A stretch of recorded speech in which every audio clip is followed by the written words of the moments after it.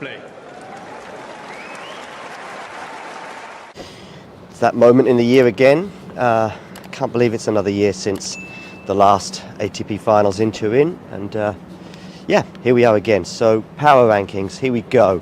Number 8, the man who says that winning this tournament is more important than winning a Grand Slam, Stefanos Tsitsipas. Some of you might think, well, that's a little bit harsh given that he was in the semi-finals last week in Paris, winning 250 all year and not really making too much of an impression at many tournaments since Australia means that he comes in at number 8 for me. Anyway, also, by the way, I think Tsitsipas' sort of head-to-heads against players such as Rune, Alcaraz and Djokovic means it's going to be a tough ask for him to make it out of the group. Of course, the group, by the way, which will be drawn today as I record it in a couple of hours from now, but they haven't been drawn yet. And of course, this could have a slight influence on our power rankings, but listen, I'm going for it this way anyway.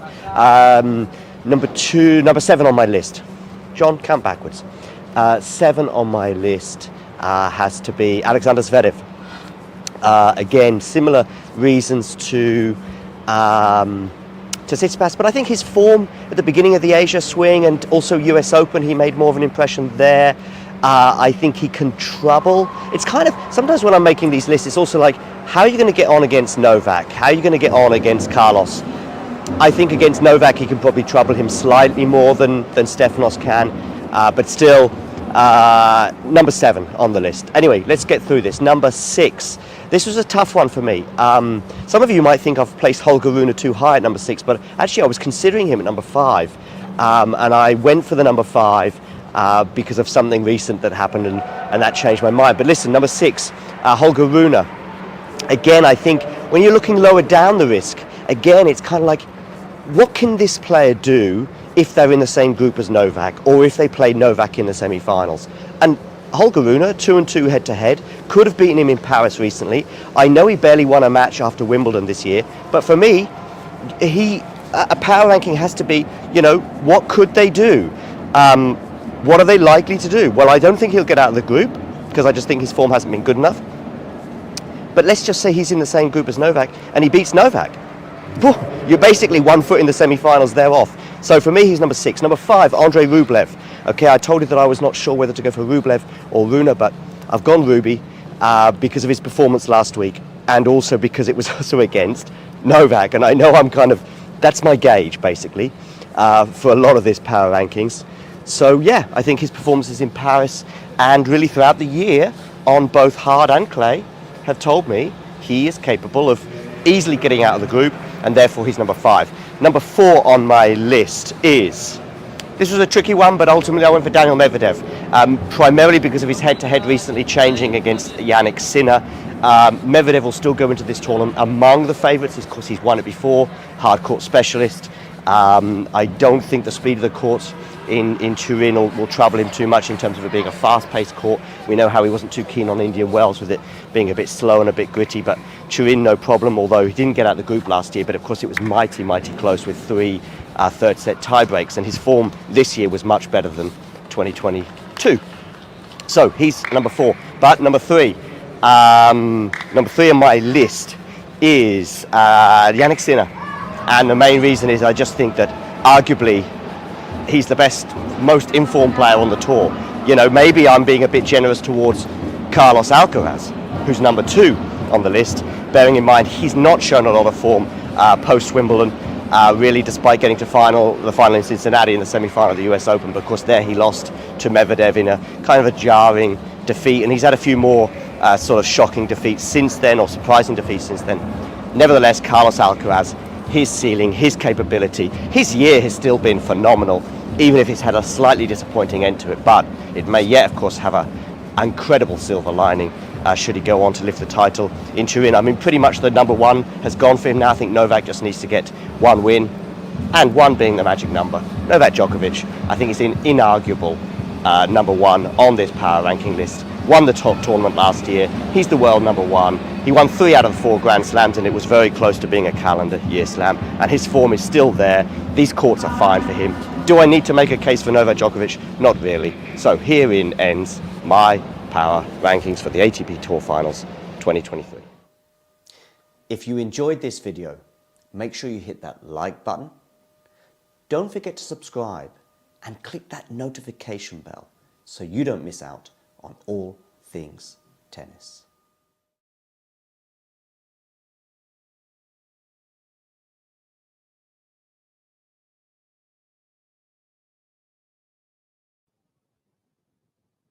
Hey, thanks for taking the time to, well, you haven't got any choice actually. I'm just talking at you if you like. But I'm here also to present to you why I think it's not a bad idea and not that expensive as well if you become a member. And this is how you can do it, and this is what you can gain. So if we look here at the Talking Tennis sort of home page, if you like, on YouTube, we can see this little button here which says join. It is also pinned in the live chat as well, and you can also, I think, see it just below most of our videos, certainly the live ones and so on. Now, why is it a good idea to join and become a member? Well, in the live chat, you can add little funny things, you can add emojis and all sorts of things, but possibly more importantly, you can get to access some live videos, such as this one here, where we look back on the last sort of few moments from the Billie Jean King Cup. So there are little bonuses such as this one, but there are many, many more. And in fact, if we have a quick look at all of the members only stuff, I repeat, you will see very, very quickly some of the top stuff that we've had for members only over the last 12 months since the channel began. Remember, these videos are for members only. You can become a member from as little as about $2 a month, €2 a month, £2 a month, something like that. There are various different things. Oh, and by the way, you'll also be supporting the channel. So it's a win, win, win, win scenario. Let me just show you some of the members only stuff. For example, we've got an exclusive little clip there talking to Laura Siegmund, Laura Tsurenko, her encore interview, some doubles footage there from Monastir, the Germany press conference pre-tournament Billie Jean King Cup, Claire Burrell talking as well to the media in her press conference in Monastir, Storm Hunter and Alicia Parks interview, Rebecca Masarova, her press conference, Coco Gauff, exclusive for members only, albeit it was in Madrid. But these are just some of the things, some of the interviews and etc. Like Lestien here, a chat with him, Emma Navarro, and so on and so forth. So many little bonus videos available for just €2 a month. So what are you waiting for? Become a member. Or don't. It's okay.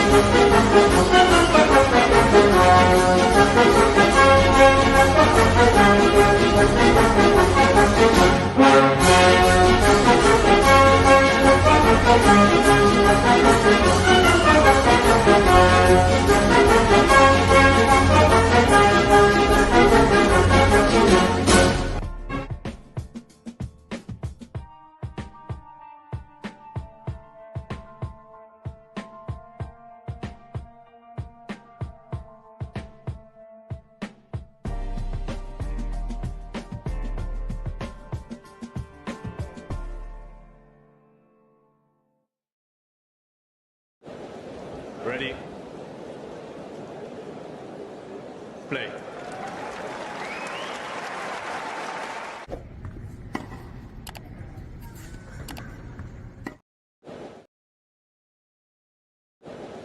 Ready?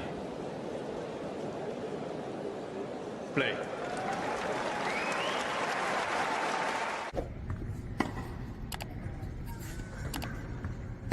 And now here I go slice.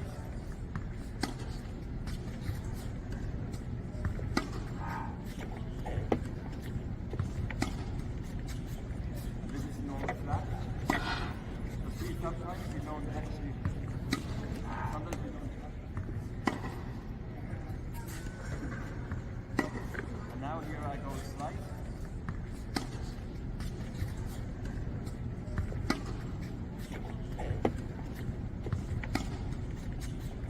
This is normal flat.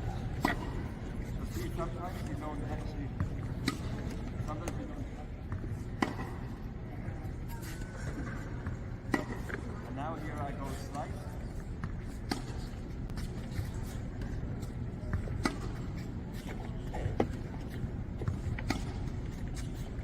This is normal flat.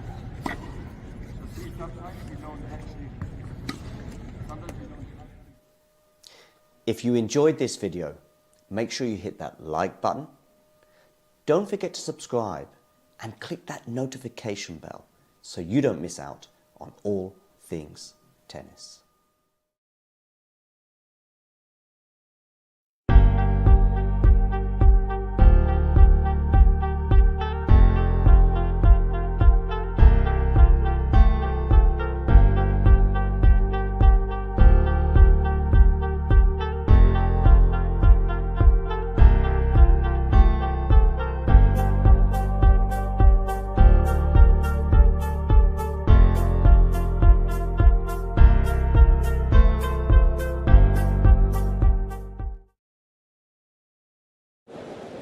Ready? Play.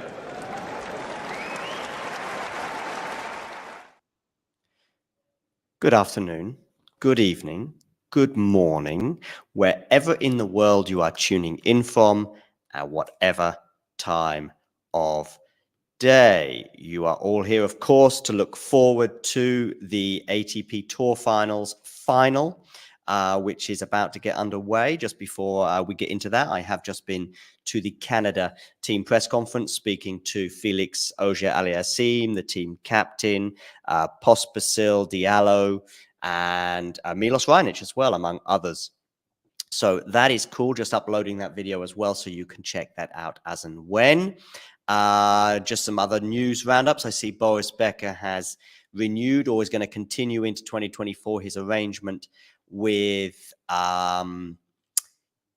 Holger Rune. So that's something to look forward to. Let's present some of this stuff on the screen for you. I can also see a nice, very interesting comment here from Juan Carlos Ferrero, which maybe it's a little bit of a criticism of his charge after the defeat that Alcaraz had against Djokovic. At the end of the match, we stayed in the locker room and I told him that he had a big advantage on this type of surface, but that we needed more time. But I've also seen him say, you know, you've got to be focused all year round if you want to get big results. Let me know in the live chat what you think of that. And also don't forget to like and subscribe to this video. What else is going on in the Twitter sphere? Plenty. I know that we have a poll going as well, both on Twitter and on YouTube. Last I saw was about 60-40 in Novak's favor. On YouTube, do make sure you vote in that poll. And also, you can also do so on Twitter if you wish. Okay, here's the Twitter actually one. It's actually 65-35 in favor of Novak. I would probably put it about 60-40, but that does seem about fair. Let's have a quick look on YouTube to see how that one is faring up. Let's have a quick look. Oh, maybe I need to create one on YouTube for this particular match. Anyway, so let's do that right now. Who's winning? The usual one. Who's winning?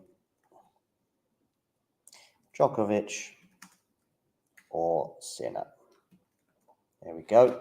So there's a poll underway. I'm also going to pin in the live chat the opportunity to become a member. And if you become a member, as I said before the show got underway, you get so many perks, including extra videos and material. I'm at the Davis Cup this week, so there'll be lots of bonus material for members that you can enjoy from as little as $2 or €2 or £2 per month. But another perk that members only are going to get this week is you're going to have the opportunity to pose questions to the players that are participating here, including Novak Djokovic, including Felix Auger-Aliassime, Jack Draper, Liam Brody, and many, many others. Kecmanovic is here too, Rusevori. So if you want to ask one of those players a question, you can do so if you become a member, which has just been pinned in the live chat. And also get voting in our poll, which I've just created on YouTube here, so you can have a vote on this poll that I've created, whether you think Djokovic or Sinner is going to prevail in this particular encounter. Let me just finish uploading this interview that we've just done with Felix and the rest of the Canadian team. Felix Auger-Ali. He said that, of course, this time last year, he was playing some of the best tennis of his career. This year, not the case. Much more challenging year, he said.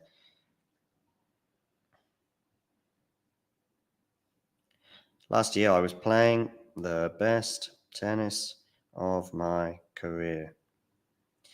This year has been more. This year has been more challenging. Let's see if I can get that for you up on YouTube before this match gets underway. Yeah, also gave me some thoughts in the live chat as to see how you go. Look, there's the poll. We can already see 2/3 there. But if we go back to Twitter, which has been running for about 24 hours, in fact, you've got just 15 more minutes left to vote in this poll on Twitter. A lot more votes there coming in, as you can see.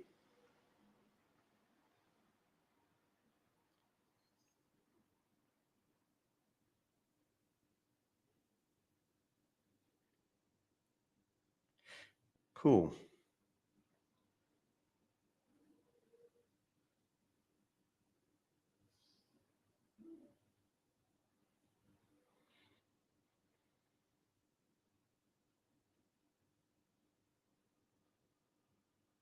Okay. Publish. Sorry about that, people. Back to today's encounter. Their head-to-head, of course, has changed a little bit as a result of Sinner's win last week. But of course, it still is in favor of Novak. Novak at 3-1. Two of those encounters were at Wimbledon. I think one was a quarterfinal. I think maybe another one was a semi-final, as you can see. Hey, Nolan, how are you doing? Make sure you hit the like button. Thanks for stopping by. What are your thoughts on this particular match, Nolan? Do let me know. Sip of water, I think, necessary. There are 23 of you here joining us right now. Please do hit the like button if you haven't done so already. And of course, don't forget to subscribe. We're trying to get to 5,000 subscribers. See if we can do that before the end of the year. I think we're on about 4,060, so we've got about just over 900 more to go. I think we might have Nick joining us at some point as well. So that's something to look forward to as and when that happens. But anyway, yes, I'm also, as I say, I've just uploaded a press conference, Nerland, from the Canada team. Nerland going for Sinner by mass destruction. So make sure you check out this Canada press conference that I'm just uploading right now. Yeah, so cool.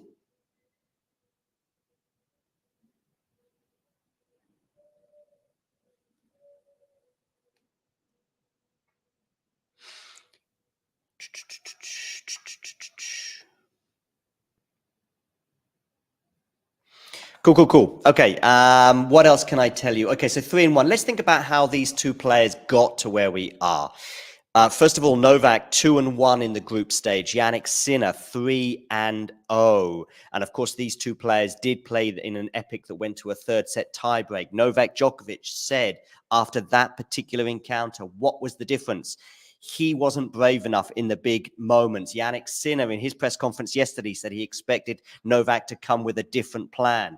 Will that plan involve being a little bit braver in the biggest moments of all? Novak normally is pretty good in the biggest moments of all, of course, as we saw particularly from this year in terms of 3 Grand Slams and 1 Grand Slam final, but also, regaining number one at 1 point plus, of course, that incredible tiebreak record he had for the first half of the year. Almost indestructible, barely any unforced errors, never mind the fact that he won about a dozen in a row. So 2-1 Novak was in the group stage. He did win in straight sets over... Let me think about this. No, he didn't win in straight sets. He won in 3 sets over Holger Rune and 3 sets over Hubi Hurkacz. But yesterday, as we're getting closer to the big moment, as in the final, he said that his performance in winning in 6-3, 6-2 against Carlitos Alcaraz, that was his best performance of the week and arguably his best performance of the year. Jannik Sinner, 4-0 at this tournament. Of course, 3-0 in the group stage, including that 3-set win over Novak Djokovic. His semi-final, at least on paper, in terms of the result, was obviously a much more tricky encounter in terms of the fact that he came through in 3 sets over Daniil Medvedev yesterday. So that was Jannik Sinner's route. But of course, he did top the group, including a 3-set win over Holger Rune, the 3-set win over Djokovic that we already mentioned. And of course, the straight sets win over Stefanos Tsitsipas in his first match. Amol here asking who will win today. Well, I will tell you my thoughts in a second. But first of all, let's have a quick look at the Twitter poll that we've got here going. 65-35, basically in favor of Novak. Another poll here on YouTube, much heavier in favor of Novak, 86-14. We have another poll as well on YouTube from the community tab that I posted yesterday. Let's have a quick look at that and see where that is at. And then I will tell you my prediction. So let's have a quick look at the community tab here, poll that I had yesterday. This one's much closer, actually, after almost 300 votes. 56-44. I'm probably going 60-40 for likelihood of a Djokovic win. Not so much in terms of how they've been playing at this tournament or even over the past couple of months. But basically, I'm thinking of Djokovic having the more experience and probably being able to handle the best moments and the biggest moments. I mean, it was super close in the group stage, and that was the group stage. I just think finals, Djokovic. And of course, maybe he's peaking at the right time after playing so well yesterday. So yeah, that's who I'm suspecting will win Djokovic. I'll go Djokovic in 3 sets. I also think if it does come down to a physical issue, then I think as well, Novak is the likelier to prevail. I think a 3-set win for Novak. Make sure you hit the like button, everybody tuning in, and don't forget to subscribe. The match will be coming your way very, very soon. Also, a reminder too, if you click join just below the screen, you can become a member and you can get to pose questions to players this week here in Malaga at the Davis Cup, such as Novak Djokovic, Liam Brody, Miomir Kecmanovic, Felix Auger-Aliassime, Milos Raonic, Diallo of Canada, Vasek Pospisil, who else is here? Jack Draper and many, many more players here. Rusevori, of course, representing Finland. Finland will play Canada in their opening encounter. And Canada, I've just been to their press conference where I spoke to Felix Auger-Aliassime about his challenging year. And of course, this time last year, he was at the ATP Tour Finals where he said he was playing some of the best tennis of his career. Nick is just telling me he will be with us shortly, so that's cool.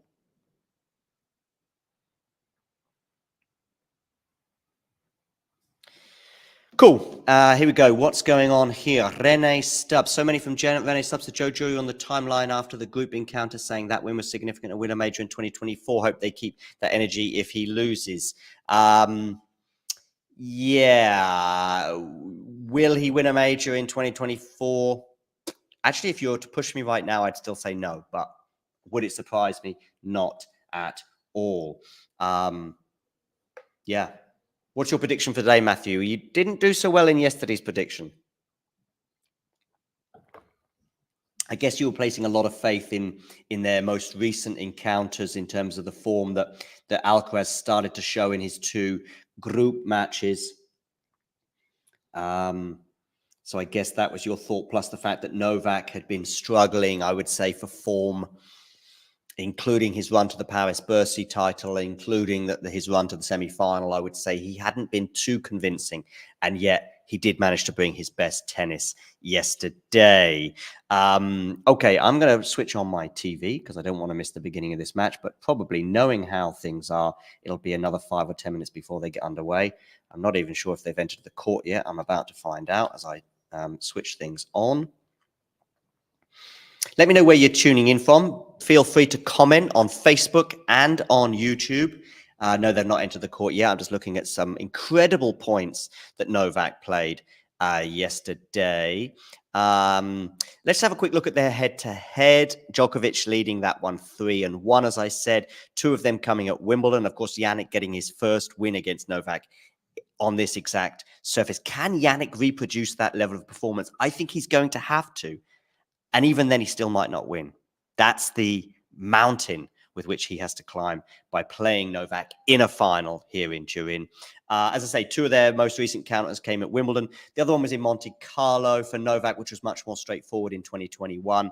But the leaps and the bounds that Sinner has taken since then, and even in the last few months since that Wimbledon result, which Novak, by the way, said... I think it was after he lost to Sinner just a few days ago, said that match was much closer than the straight set suggests. And he just felt that the big moments at Wimbledon, he played better than he did in their round robin match the other day. But even that one was super close. But Jannik has been serving phenomenally at this tournament, and probably phenomenally for the last 3 months. Maybe that's the biggest area of improvement, although his backhand was sensational against Medvedev in the semi-finals. But it's the serve. And think about it. 4 matches against top 10 players, including Novak Djokovic, arguably the best returner of all time. He's lost his serve just twice in 4 matches. And that includes 3, 6, 9, 11 sets of tennis. Twice he's been broken. Let's see how this match begins. Because you know what? I wouldn't be surprised if in the first game, his first service game, he gets broken, which will just tell you the level that we're going to be at today and compared to where they've been at before. 6-4, 6-5. Sorry, 6-4, 7-5 is a prediction from Tennis Twit. Matthew's saying his prediction is it goes to 3 sets, but he's not putting his mast or nail on the exact line to suggest who he thinks will win. Okay, my prediction was based on Alcaraz not underperformed so badly, and I didn't think Novak. Yeah, exactly. That's fair enough. And hi, Tennis Twit, by the way. Listen, we all get things wrong. Sometimes we get them right. Listen, I could be completely wrong about this match, and Jannik could win it in straight sets. But if you said to me of all the scenarios, Jannik winning it in straight sets would be the least likely for me. But feel free to remind me of that bad prediction if should it not come true. I can see the lights are on in the arena.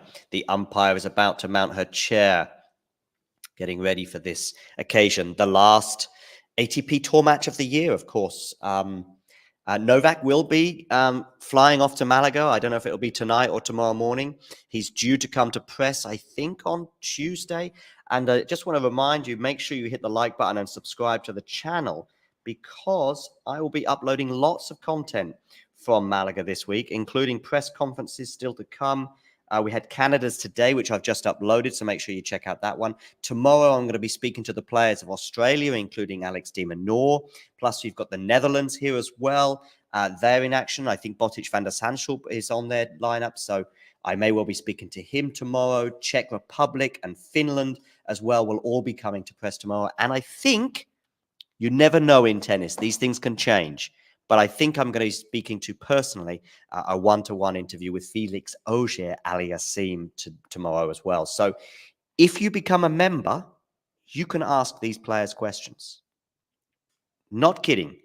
You become a member, you write to me in the membership, and you say, John, I would like to ask Felix about his serve, his backhand, his form, Tony Nadal, coaching situation, prospects for 2024, favorite food, what did he have for breakfast, what's his pre-match ritual. You want to know whatever you want from any Davis Cup player this week, you have a chance. I cannot guarantee all questions will get asked, but I'll try and address as many as I can.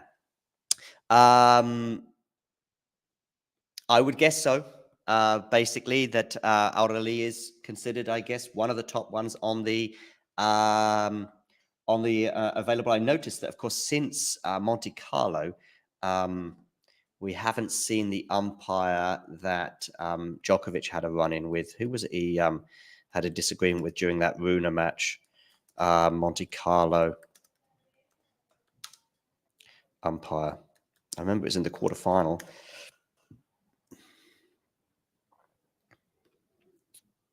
No, it wasn't Monte Carlo, so it was Rome. It was Rome. My bad. I was actually at the match, so I should know which part of the world I was in. He called him a joke. Mohamed Laini, of course. And we've not really seen him since. So there we go. Make of that what you will. Since that particular encounter.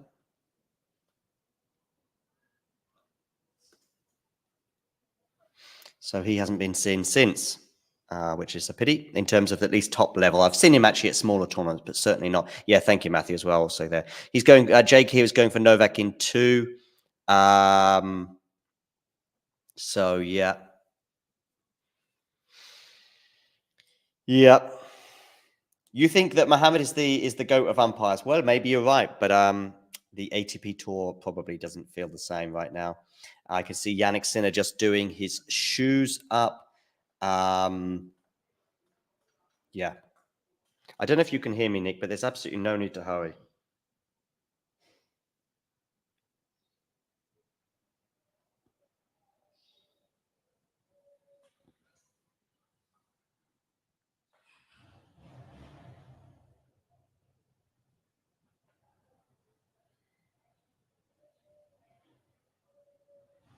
Cool. So the players are on court. They are just shaking various officials' hands, etc. Carlos Ramos, good question. I know Carlos Bernardo, but who is Carlos Ramos, Michael? You're testing me now. The Portuguese. Didn't he retire? Yeah, I remember he was in Estoril, wasn't he, this year, and he retired. In fact, I was at his last match, which was actually no, I wasn't there. That's not true. I was in Estoril, but I left on the morning of the match. But he retired after Estoril this year with the final between, I think it was Kecmanovic, wasn't it, against Casper Ruud, and that was his goodbye to the sport. Ramos ruined Serena versus Naomi. I'm guessing that means you're a Serena fan, does it, Tennis Twit? Bearing in mind that Naomi won that particular final. Michael and Tennis Twit are certainly on the same page. Yes, indeed, he did retire. So, yeah, they have played these two 4 times before. As you can see on my screen right now, the first one in Monte Carlo was straight sets. The second one was at Wimbledon last year, 5 sets. But again, I don't think that really tells the story in terms of the fact that it never really felt close, which is weird. I know, particularly as Jannik won the second set 6-2.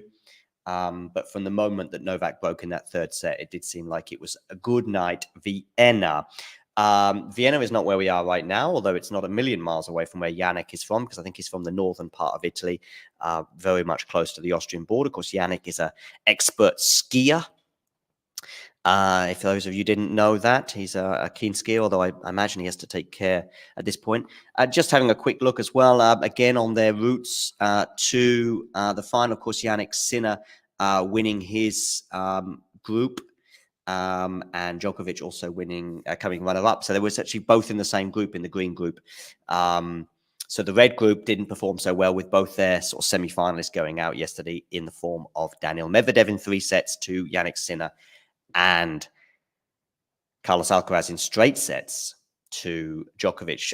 What do we make of Carlos Alcaraz's form and his performance in Turin, and how he's been getting on since Wimbledon. Are we pressing panic buttons? Are we calm? Are we calm? I saw Daniil Medvedev, by the way, today said his plan is very similar to Carlos Alcaraz's, I believe, which is going to include not much tennis playing between now and Australia. I think Carlos has a few exhibitions lined up, but he's not going to be doing any pre-tournament stuff. I guess that means he's not going to be playing United Cup, I guess. And he's going to go straight in. But certainly Daniil Medvedev's plan is to just try that format. We see how well it has worked for Wimbledon for players, in particular Novak, but to a lesser extent Rafa and Roger in the last few years, or Rafa anyway. In the last few years, it'd be interesting to see how that might be a long-term plan for a lot of players, that they just go into the Australian Open and hope that they can get the matches under their belt as they progress. And by the time they hit the second week, they're fresh and they're firing. Is it an argument to say there's too much tennis played on the tour? I would suggest it is. In yesterday's match, by the way, Sinner playing Medvedev in 3 sets. A lot of people on social media I saw were just purring over Jannik's backhand. I think it was Brad Gilbert in particular was just saying his backhand was on fire. Interestingly, both Daniil and Jannik were 10-10 and 2-2 in the aces and double faults count. Where Jannik sort of edges it here, you can see is both in terms of the points he won on first and second serve. He also garnered a lot more break points, breaking Daniil's serve 3 times, and he did not get broken once. And of course, he's really turned that head-to-head round against Daniil in terms of the fact that it was 6-0 until a few weeks ago, and now it's 6-3 after 3 matches in a row, 2 of which I think went to 3 sets. Just having a quick look at Novak Djokovic here. His lowest ranking this year was 2, and his highest ranking was 1. And he's been at number 1, I think, since about September, probably, maybe August. I'm not sure. Yeah, probably August, pre-US Open, winning in Cincinnati may well have promoted him to number 1 in the world. He has made, it seems like, 16 appearances at the ATP Tour Finals. 16 years he's played here. Wow, insane. He, of course, has had 3 three-setters in the group stage over Rune, Sinner, and Hurkacz, winning 2 of those, losing to Sinner.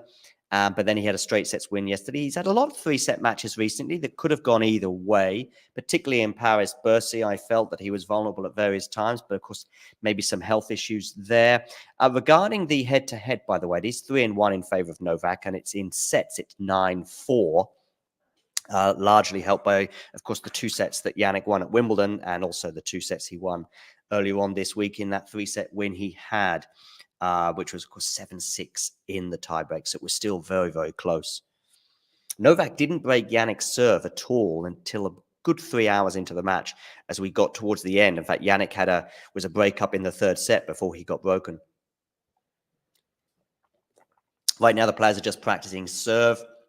And serve is arguably the part of the game that Jannik has improved most. Let's have a quick look at some of the stuff going on in the live chat. Carlos and his team have proven they learn pretty quick. I'm confident he'll be fresh for Australia. I agree, Matthew. Alcaraz is having a crisis of confidence. Also, he put far too much pressure on himself for year number 1. He also needs to stop practicing with Novak. Hey, I think you might have a point. I think you might have a point. Weirdly enough, I think you need, as a player, up against somebody who is your nemesis, if you like. I think you should put a distance if you can. If you're the younger one, I would be keen to keep a distance there personally. Nick, just give me a thumbs up whenever you're ready. Okay, cool. How you doing? I'm doing great, John. Hopefully you haven't had to fill too much whilst I got my internet to work. Oh, no, it's fine. I'm happy by myself. I'm even happier with you, of course. We've had all sorts of random conversations, as you can imagine, the live chat, including probably one of the most, you would never guess what we had somebody asking, whatever happened to Carlos Ramos, an umpire? I don't know if you know, because I do. I am aware of Carlos Ramos, and I have the same question. Okay. Well, he retired earlier on this year. So fair enough. That's probably where he went. Much to Serena Williams' fans' delight, I believe. I have Novak Djokovic about to serve, by the way, so I know my stream is likely to be behind. He serves down the tee, and he's going to have probably an easy forehand, but he doesn't put it away. Now he's got a volley. He's going to have a smash, is he? No, because it goes out. Actually, Novak could have done actually a bit better on that point, bearing in mind he was well up in the rally, but kind of gave Jannik a chance to get back into it. But anyway, 15-love. Okay, cool. How are you? I'm doing well. I'm a point ahead. So, yeah, I thought you might be, yeah. That's fine. I will try and work out a way of catching up at some point. I think what I'll do is slowing down. Yeah, so slowing down. So what I'll do is I'll wait to the end of the game. Yeah, by the way, you're all welcome to stay at that point, and then, just let me ramble on during the points, and then I come to you from time to time with thoughts. Yeah. I don't mind. Probably easier me being on the same pace as you. Yeah, definitely it is. For those of you just tuning in, especially if you like Nick more than you like me, do hit the like button. That's unlikely. I don't know. I think you and I have our own little... I think most people, weirdly enough, I don't seem to get a huge amount of love, but I don't get a lot of hate either, despite some of my thoughts. Other people who I think are far more charming seem to get criticism in comments and backlash and also, I mean, not from the reliable people in, like you can see in the chat right now. I mean, just some random person who's never been seen before and may never be seen again, who's upset with some particular take that we have on tennis, or more often a player. Anyway, Djokovic is leading 40-love here as he bounces the ball, looking very comfortable in his first service game of the match. Decent return from Jannik, but it's now fairly much neutral. Novak just turns up the gas a little bit and it lands out. And Novak wins the first game, 1-love. And we are on track. I've just pressed play. Cool. What was I going to say to you? What are your thoughts on this match? Okay. So I thought the first match they played in the round robin was brilliant. So that's something to look forward to. Definitely Jannik Sinner has turned a corner in his career, and I think he's going to make it competitive. My feeling is that look, if we look historically, most of the time, not by much, the round robin results, if it's replayed in a final, is reversed more than 50% of the time. And if anyone's going to reverse an immediate defeat, it's Novak Djokovic.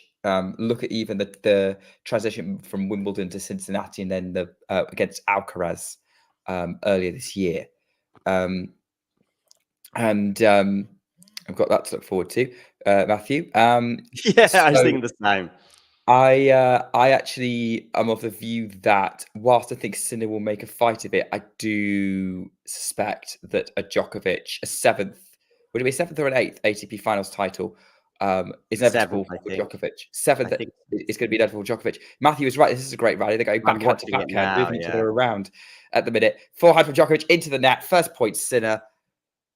The only reason it doesn't quite get elevated to being an absolutely sensational point is it finished on an unforced error.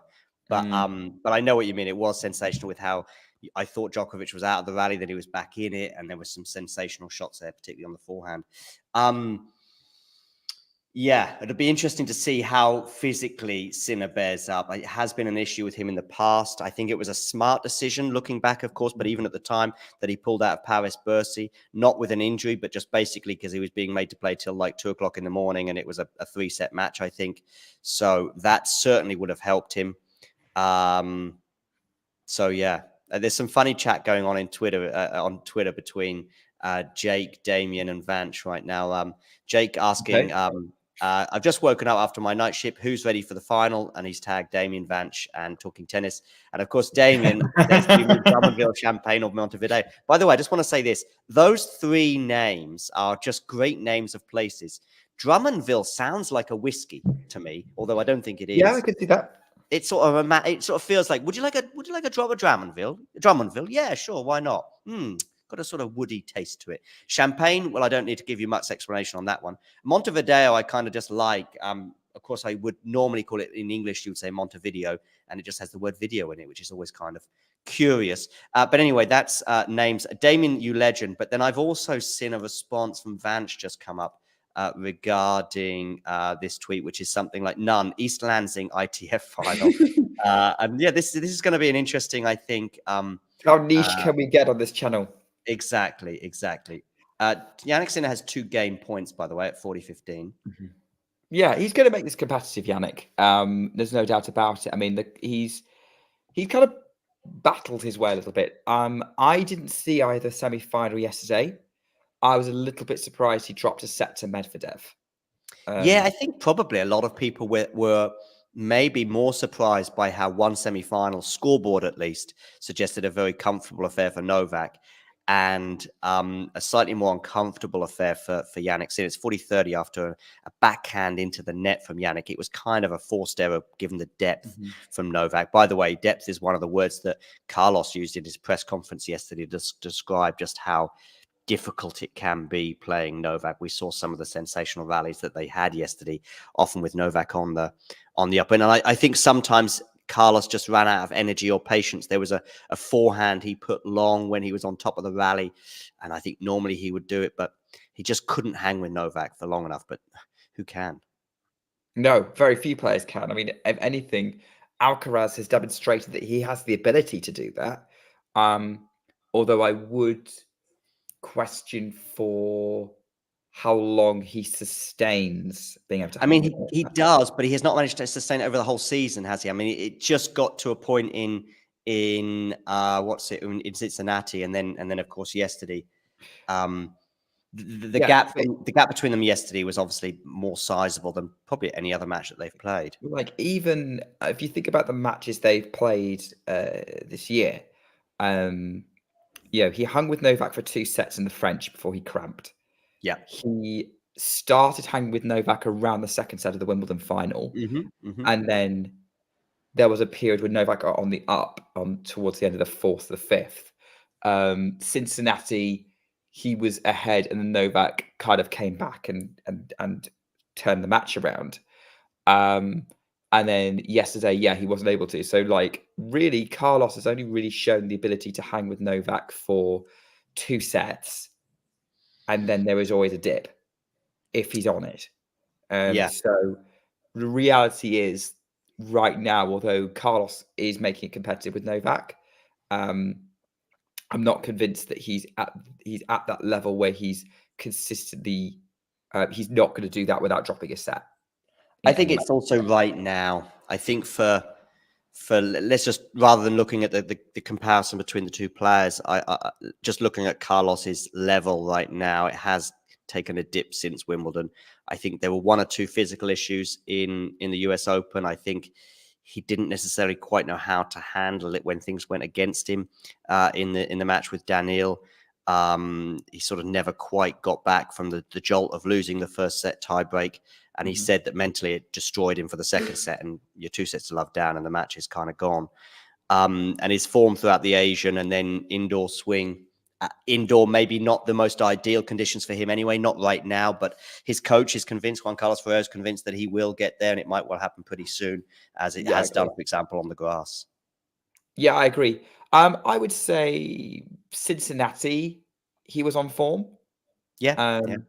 So I'd say maybe I'd kind of shorten the time a little bit, but I would agree with being out of form since then. Yeah, US Open. If I said US, I meant US Open. US, You said Wimbledon. Did I? Oh, okay. Yeah, okay. Okay. I mean, okay. I just think that perhaps Cincinnati, he was pushed to 3 sets, and I think he had a match point that he had to save against Hurkacz. And there was another, I think it was, who's the Australian with the baseball cap who beat Felix earlier this year? Purcell. He pushed him to 3 sets, and I think it was like 6-4 or something like that in the 3rd. So, Carlos was dropping sets from left, right, and centre at Wimbledon as well. I mean, he certainly dropped 2 to the Chilean. Jarry, yeah. And Jarry, I think, another one to Berrettini.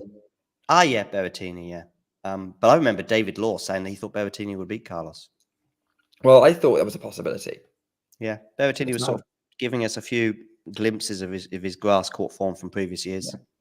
Whereas by contrast to the finale of Alcaraz's season, Sinner's had the opposite. Sinner has been very much a contender.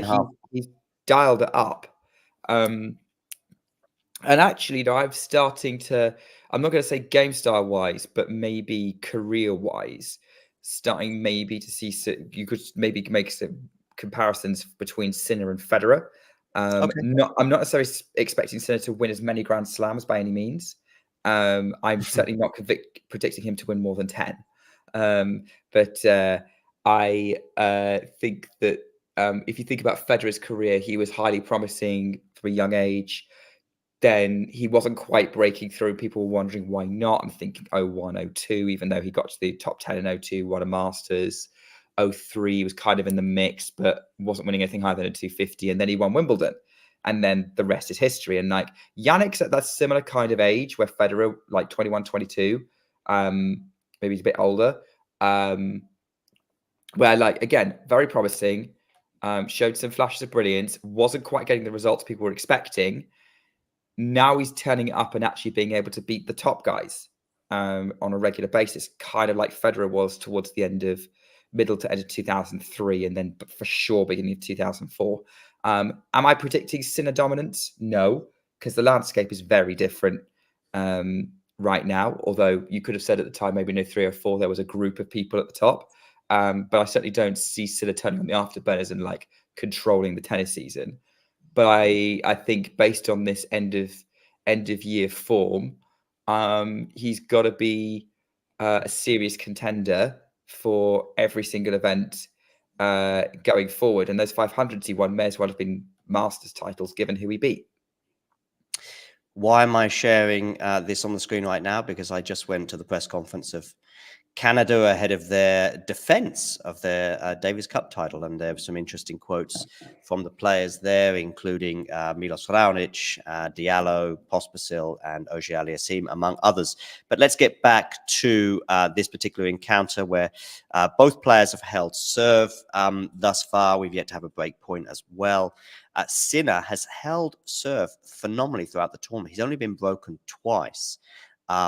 And bearing in mind he's playing top 10 players and arguably the greatest player of all time on return, and arguably the greatest player of all time in general in Djokovic, that's mightily impressive, even if Turin does lend itself a little bit towards the serve. Well, I think this year the serve has not looked quite as secure as last year. I remember watching a lot of the group stages, not Medvedev aside, who seemed to always be in some kind of chaotic match last year. Everyone else was kind of holding serve pretty comfortably, even Casper Ruud. But this year the servers seem to be a little bit more vulnerable, but not Jannik Sinner. No, definitely not. I think was it only Djokovic and Rune have broken it. Yeah, Djokovic once, Rune once. And both Rune's was a kind of a snatch, I think, at sort of 5-6, I think, in a particular nice forehand. Yeah, it was Sinner having a bit of a loose game, I think, to be honest. Yeah. So yeah, Sinner's serve has been working really well, and he's not someone whose serve gets talked about first, usually, because people think about him as a very good, solid, strong baseline player. His strokes are just really efficient, generally really strong. But anyone who's seen him in person, and I'm not one of them, but a good few friends of ours at Talking Tennis have, first thing they notice is how strong his serve is, like how they can hear the ball cracking off the racket. So I think that's kind of interesting, really, to me. Once you actually watch him, you realize, oh yeah, his serve is one of his biggest weapons. Yep, it is certainly, and I think there's been lots of improvements this year.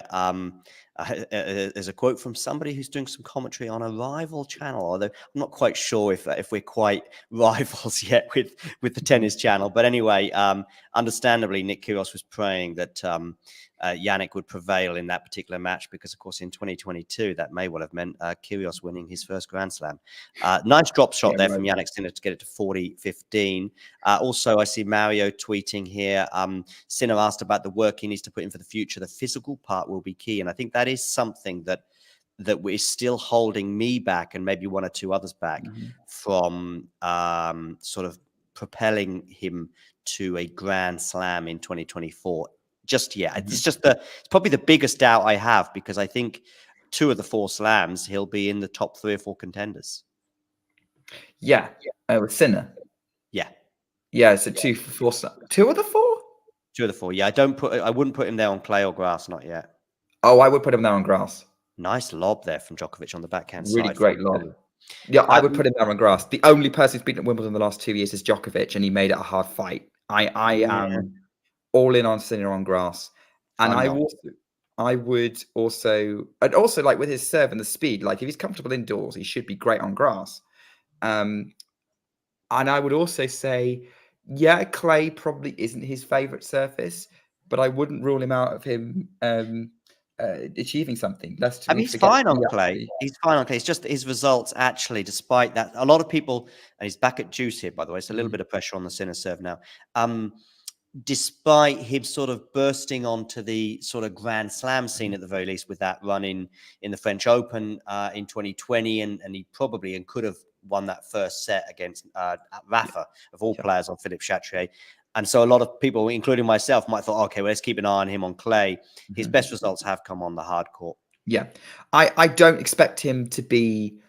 I think he will be a contender at the French. I don't think he will be one of the favourites. I certainly don't think I certainly don't think he's going to have an advantage over pretty much anyone else other than Medvedev on the surface. If we're looking at a Novak Jannik match on clay, or a Carlos Jannik match on clay, or even a Holger Jannik match on clay, I don't favour Sinner in any of those matchups. So I would agree with that. But Sinner on grass, yeah, I think the only one I would bet against him beating would be Novak. A little bit of a break in play here at deuce. There seems to be some disruption. I saw Novak giving some looks to somebody in the crowd, but I don't know whether that was aimed at him or not. But anyway, we're back underway now with Jannik Sinner about to serve. 17 minutes on the clock. We're a little sticky moment for him at deuce here, particularly after that break. And he has put the first serve wide, I think. So second serve for Novak. Just adding a little more pressure on the Italian shoulders. Into the body. Forehand here to the backhand of Novak. Now on the backhand of Jannik. Neither player getting immense depth right now on their shots. Although Jannik does there. Although I think he's gone too long. So it's a break point for Novak Djokovic here. Advantage to the Serbian. Of course, Djokovic will be in Malaga in a couple of days from now. Yeah, he will. Which I think is going to be a boost to the event. Certainly makes Serbia the favourites for the title with him being there. Oh, did he challenge this? Because it landed in. Someone challenged it. Did he challenge? Because I don't think he did. I think we're just seeing that. I think we're just seeing that, and he didn't challenge. So we've got a break point. It did land in, but he didn't challenge. So that'll be interesting to see how this point pans out. Jannik will regret that in a big way if he does lose this point now coming up. And he does, because he's gone wide, 3-1. I mean, early against Novak Djokovic, to misquote Damien, it probably doesn't matter. It might stave off the inevitable. Yeah, maybe. I mean, listen, the only thing is, if it's 150 in the world against Novak, or if it's even number 50 in the world against Novak in Melbourne, maybe. But the match, look at their group stage match. It was this close and just in favor of Jannik in that deciding set tiebreak. So every point matters at this level. We saw even yesterday in a 6-3, 6-2 loss for Carlos. Carlos could have and should have broken Novak back in the second set. Because he was well up in one of the rallies and he just sort of made a poor decision to come to the net and paid the price. And that match was 6-3, 6-2. So it would be more difficult to make a case for that 1 point alone. But I don't know. Every point matters. And suddenly that remains at deuce and you replay that point rather than having a break point for Djokovic. Who knows whether Sinner holds or not. And then all sorts of things can go on. Anyway. It's all kind of there. I mean, at the minute, looking at this match, it has to be said that although they're looking like Sinner's been making it fairly competitive up until then, Djokovic has. I'm not looking at Djokovic. Djokovic doesn't look lackluster. He looks like he's just able to deal with whatever Sinner's throwing at him. He's serving pretty well. He doesn't look like he's down in the dumps, and that Alcaraz one would have helped him. Derek here's highlighting the fact that no, it's exactly the same as Hawkeye, isn't it? I think in terms of level of accuracy, I'm not sure if it's 95, 96%, something like that. Yeah, Yeah, no, exactly. I think it's not always 100% correct, and I think we often forget that. Um, is it more accurate than a human? Maybe, but it's not 100%. You're quite right. Interestingly enough, going back to my earlier point around sort of the reverse round robin being more common than a Yeah. back round robin win. Djokovic has only ever lost 2 ATP finals. Okay. Murray, Murray. 2016 to Murray, and then 2018 to Zverev. Murray Mhm. was obviously the second. They were the top 2 seeds. They didn't play up until that point. And Zverev, they did play in the group stages, but Djokovic won that match. So Yeah. Djokovic has never lost twice to the same person in the same event. Got it. I mean, obviously, you can't do that at any other event, I guess. No, no, But yeah, technically correct. Yeah, I know what you mean, though. It's still an interesting fact. Yeah, I thought basically with an ace there from Djokovic, winning 40-15. I did wonder if this scenario would play out, that once we got the group stages done, the round robin stage done, and I thought, okay, so Novak's going to finish second after Jannik beat Holger.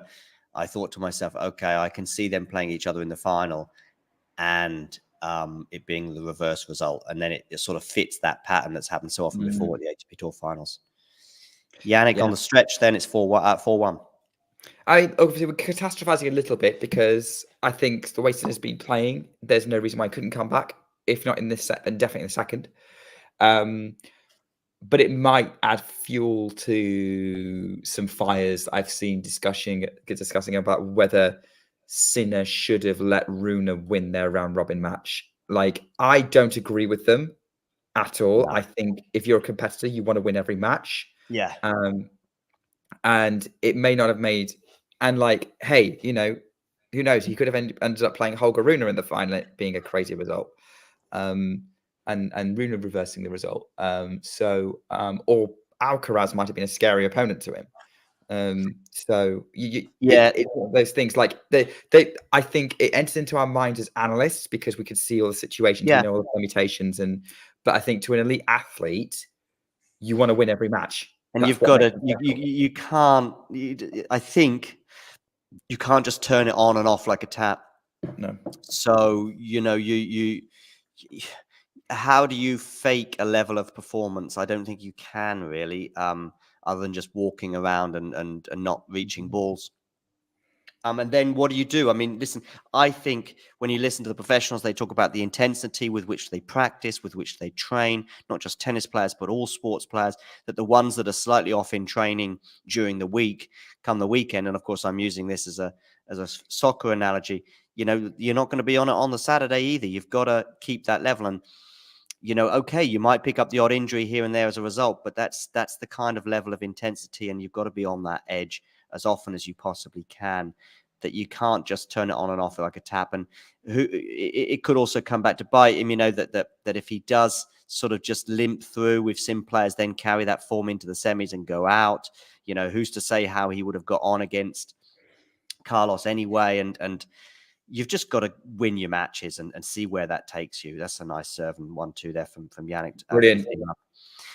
You've just got to keep that level, I think. And if it means playing Novak again in the final, so I'm not suggesting anything else there. But what I am saying is that I did wonder after that, thinking I can see these two playing each other in the final and fitting that pattern that you suggested. Yeah. Derek and Matthew making some very good points in the chat on what I just said. And good point, Derek, like not only is it extra money, it's extra points. Yeah. Which will come in useful next year. If Sinner wants to see himself as a contender for world number one, he's going to need as many of those events as possible. And like, Sinner world number one, that's not a crazy idea. But also, even in the immediate future, as Novak puts a forehand into the net, which I think most of the time he would have made. He's protecting that top 4 spot. Yeah, exactly. Even the immediate future, you're basically now guaranteed top 4 going into the Australian Open, which of course is beneficial. Really, when we think about the Australian Open, it's 1 and 2 is kind of, doesn't really matter if you're 1 or 2 in terms of the draw. 3 and 4 is the next stage. Again, top 8, top 16, and so on, really. A nice ace there from Jannik. By the way, regarding his serve as well and not being broken, just before you joined, I was saying that he'd only been broken twice all tournament. But I then said as well, but I think he might get broken in his opening service game. Didn't happen that way. It was his second service game. Because I just thought, it's a different thing today. It's a final. It's a different to a second match in a group stage. And it's probably the biggest match in Italy right now. Let's be honest. It's the biggest match of his career, I think. Yeah. It was certainly the biggest match of his career, Wimbledon semi-final, maybe, but it is the biggest match of Jannik Sinner's career. Yeah, Wimbledon semi-final. It would be Wimbledon semi-final than this. Yeah. In terms of like magnitude of match offers, but like think about what makes this one special. Isn't just the points and the prestige of the event; it's the location. Yeah, definitely. Italy's eyes are all over this match right now, and he's going to be under a little bit of pressure to perform because whilst the Rome Masters is probably important to Italian players and Italian fans, I think this is just as, if not more significant, maybe in their eyes. Mario's the best person to ask on it, to be honest. I know, and he has been saying more or less those things, and it just feels like a momentum as we see the Carota boys there. Just feels like, and partly because of them, believe it or not, there just feels some sort of Italian momentum behind the sport right now. It may well carry itself all the way through to Rome next year. They've got so many great young talents coming through right now. Yeah. 2-4, Novak serving. It was a fairly comfortable hold in the end for Sinner to 15.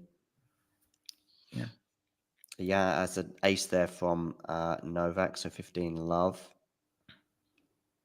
Yeah, I think that's a challenge. Challenging this? Yeah, he's challenging. Challenge. No, he's not. No, he has challenged it, but it's landed in. Okay. But he should challenge that other one, but never mind. What's going on in the live chat? If Sinner has any belief in himself as an elite competitor, he wouldn't think for a while. Exactly, yeah. Exactly. Yeah. So I think, this is going to be interesting though, because I think now Sinner knows he can beat Novak. He's just got to do it the hard way. Yeah, he's either going to have to come for a breakdown in this first set or set down. Yeah, at least it's not best of 5. The problem is for him thus far, which is probably why I'm feeling a bit glum about his chances, is first of all, I expected Novak to win, but secondly, he's not really got close to the Novak serve yet. No, Novak, it has to be said, Novak is playing much better than he did in the group stage, than he did in the Sinner match. Even in the group stages, to be honest. Yeah, her catch was so.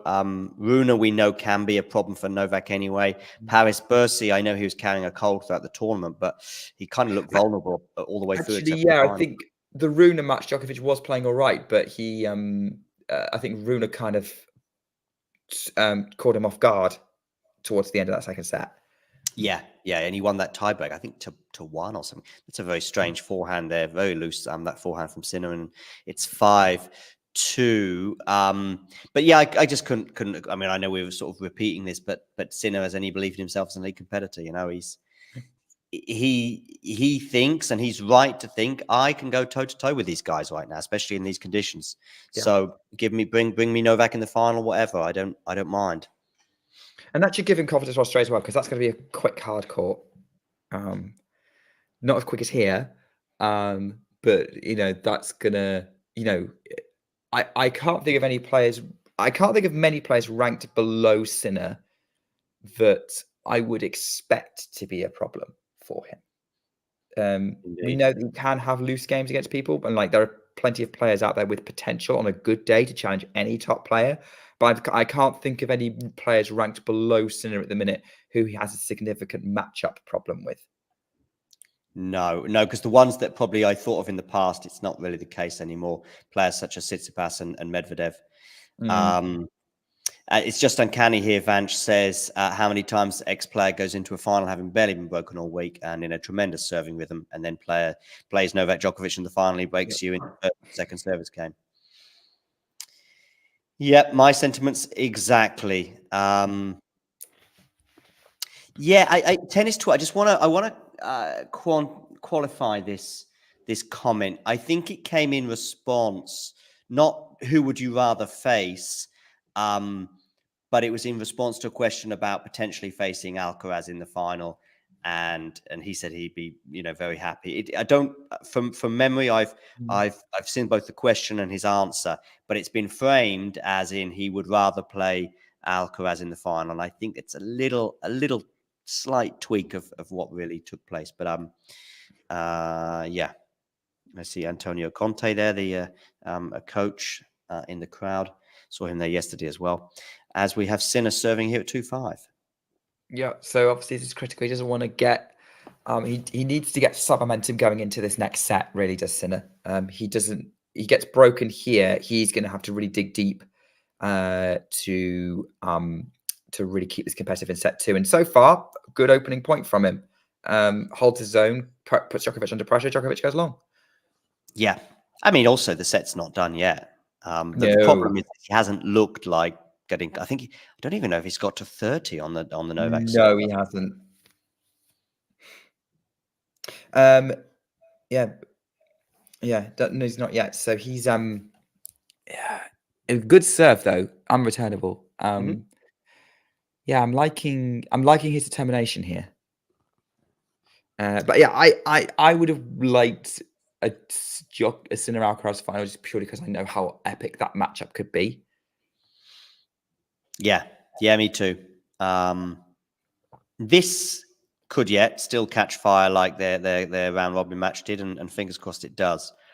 I mean, it kind of did. It was kind of fire from the opening, wasn't it? That round robin match. Yeah. I mean, it was. I think we also went into that I'd say going into that, I actually thought it was closer than this one would end up being, despite the fact that Jannik is obviously now in the final and won a couple more matches since then. When it was the group stage, I thought it was like 55-45. I thought if you're going to beat Novak, second match of a round robin, you might have a chance to do so. I'm going to be honest, but I'm also thinking of Novak's performance yesterday as well, where he played what he said was arguably the best match of this year. It probably was actually, although I didn't see it, but like from what I've heard, that would fit. I mean, what I would say on that match is actually on Monday. I was recording the latest episode of Grounds Pass with Anastasia, and we were chatting off the recording after the recording, and I said I wasn't giving Sinner much chance. I wasn't giving him no chance, but I was pretty much in the.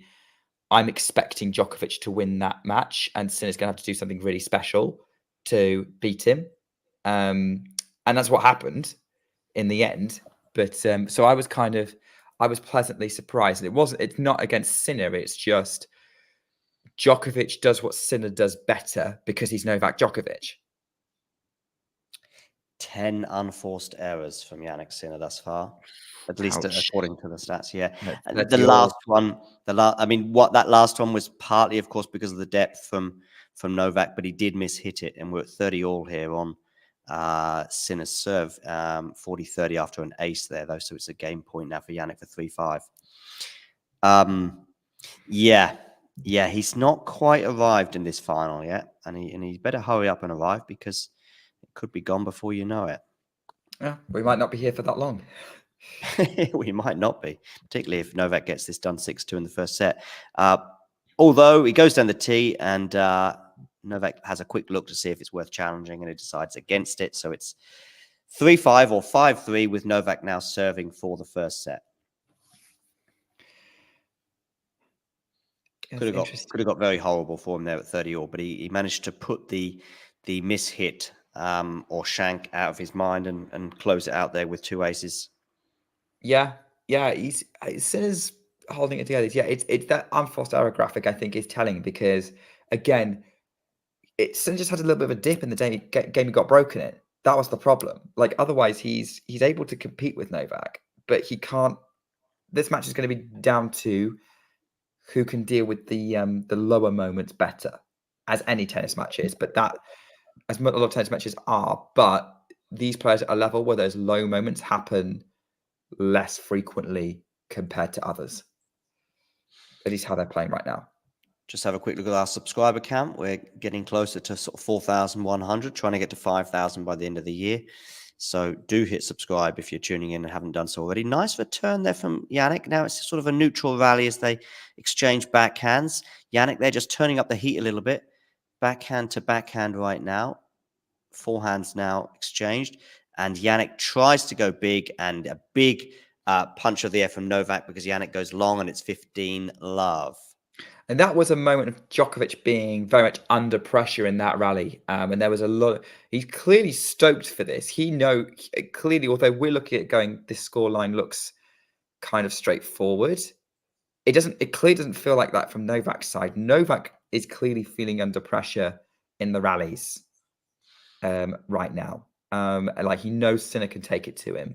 And the fact he's kind of holding up is going to be a bit of a boost to him. And he's got an unreturnable or perhaps even an ace there, 30-love. He's really geeing himself on here.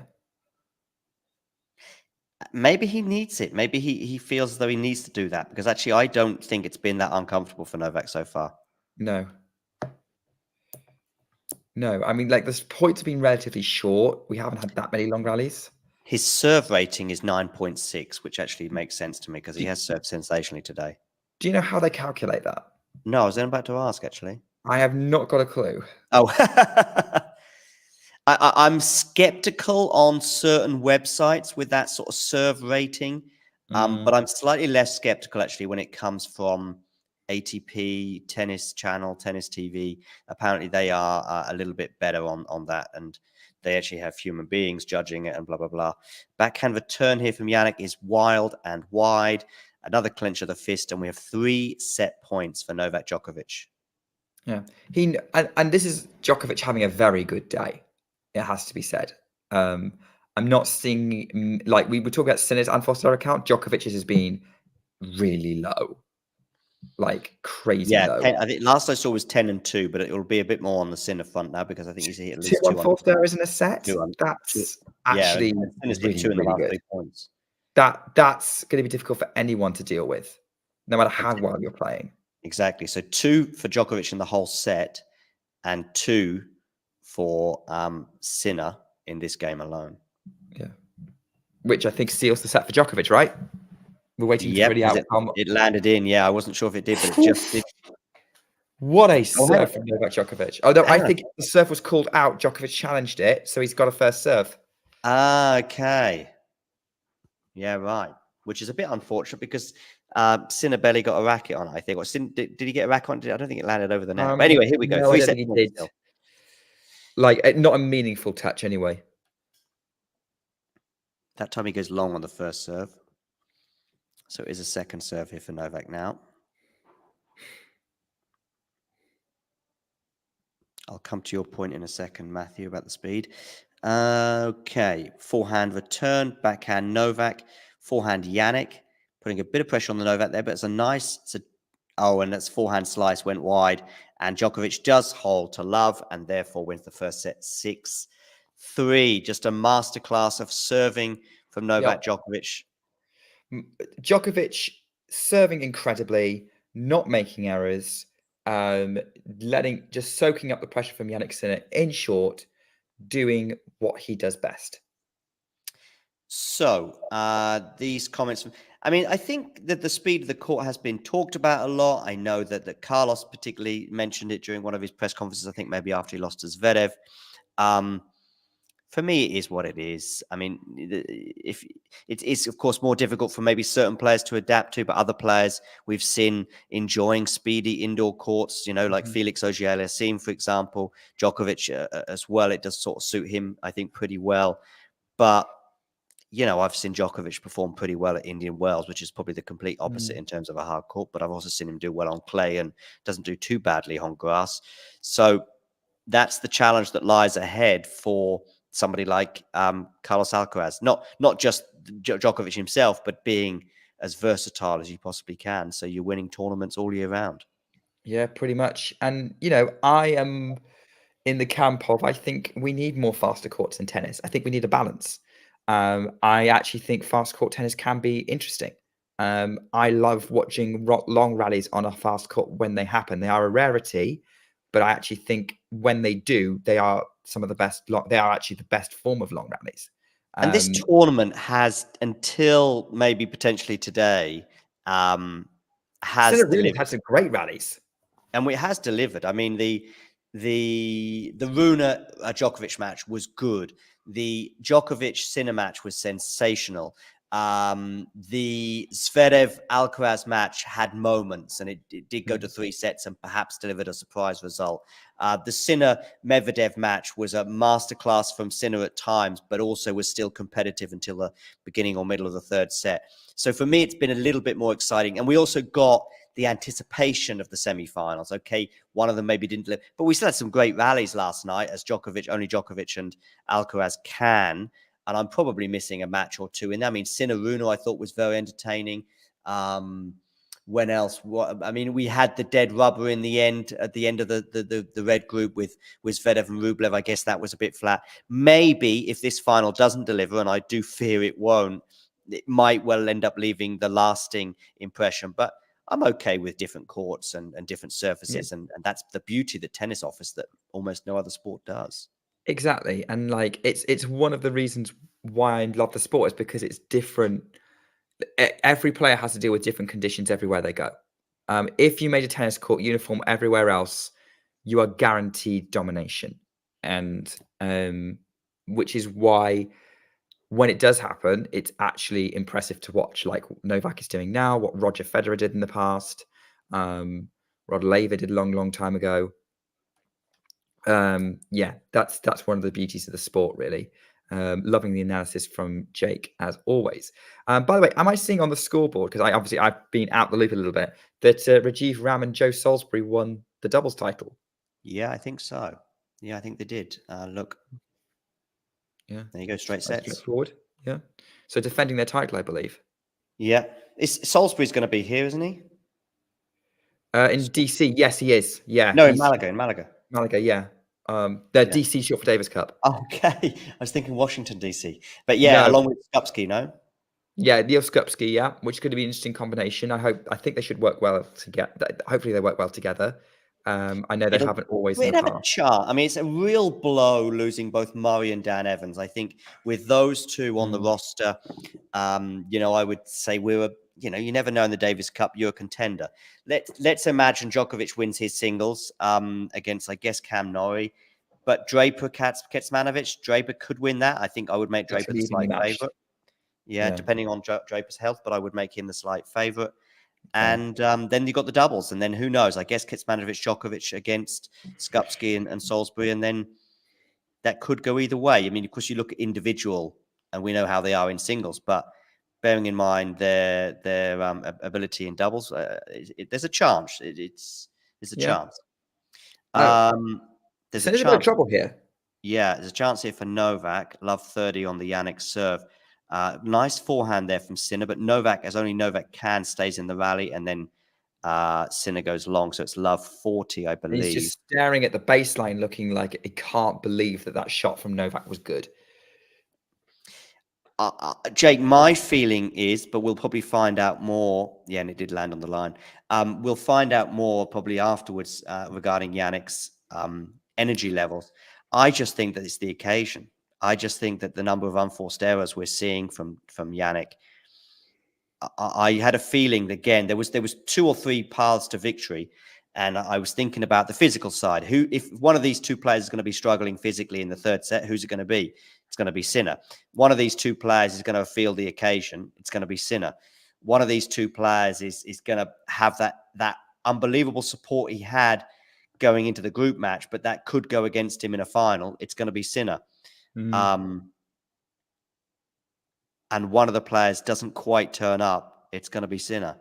And for all of those reasons, I thought Novak would win, and he's now up 6-3 in a break. Yeah, because Sinner's gone along with that slice and under a little bit of pressure from Novak, who's fist pumping still.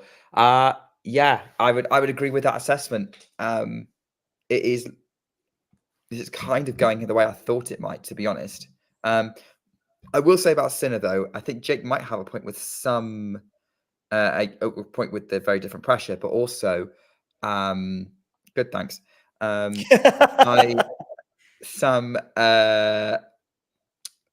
I think there is some validation to his energy levels because I'm thinking about it, and whilst I think Rune and Medvedev, assuming from what I've heard about the Medvedev match, played very well in order to take it to 3.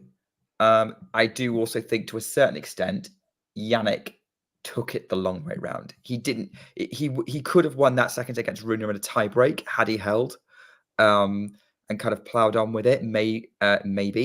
And then the Medvedev match. Obviously, we were saying he was imperious at points, so Medvedev just surprised him in that second set, maybe. So my question is, did Jannik let them in a little bit and make it longer matches? And of course, that's not going to help his energy for the final. I do agree with you though, more. I think it is more the occasion for Sinner that might be the problem. I also think it's the opponent, because the Novak Djokovic is playing today isn't making errors or many errors, and he's serving way better. Look, it's an achievement to beat any version of Novak Djokovic, who is clearly being interrupted by the crowd on his serve. But let's face it, like Djokovic at a high level, very, very, very few players can deal with. I think the only person who could probably deal with him in these conditions would be Roger Federer in his prime.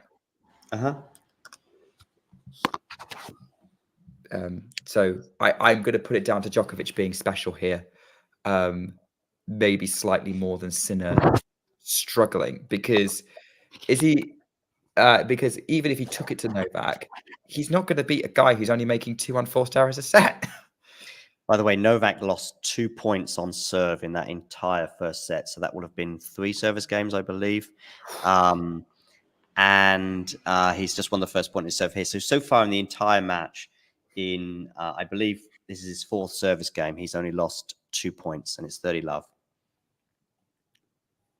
Yeah, that's incredible, really. I'm just trying to work through the last there. I think it might have been 4 service games in that last game. I don't know, but yeah. Oh, it could have been. I'm just trying to think, how does that... So if he broke Sinner once... Yeah, if it was 5-3, which is 8 games all, and that was after Sinner served.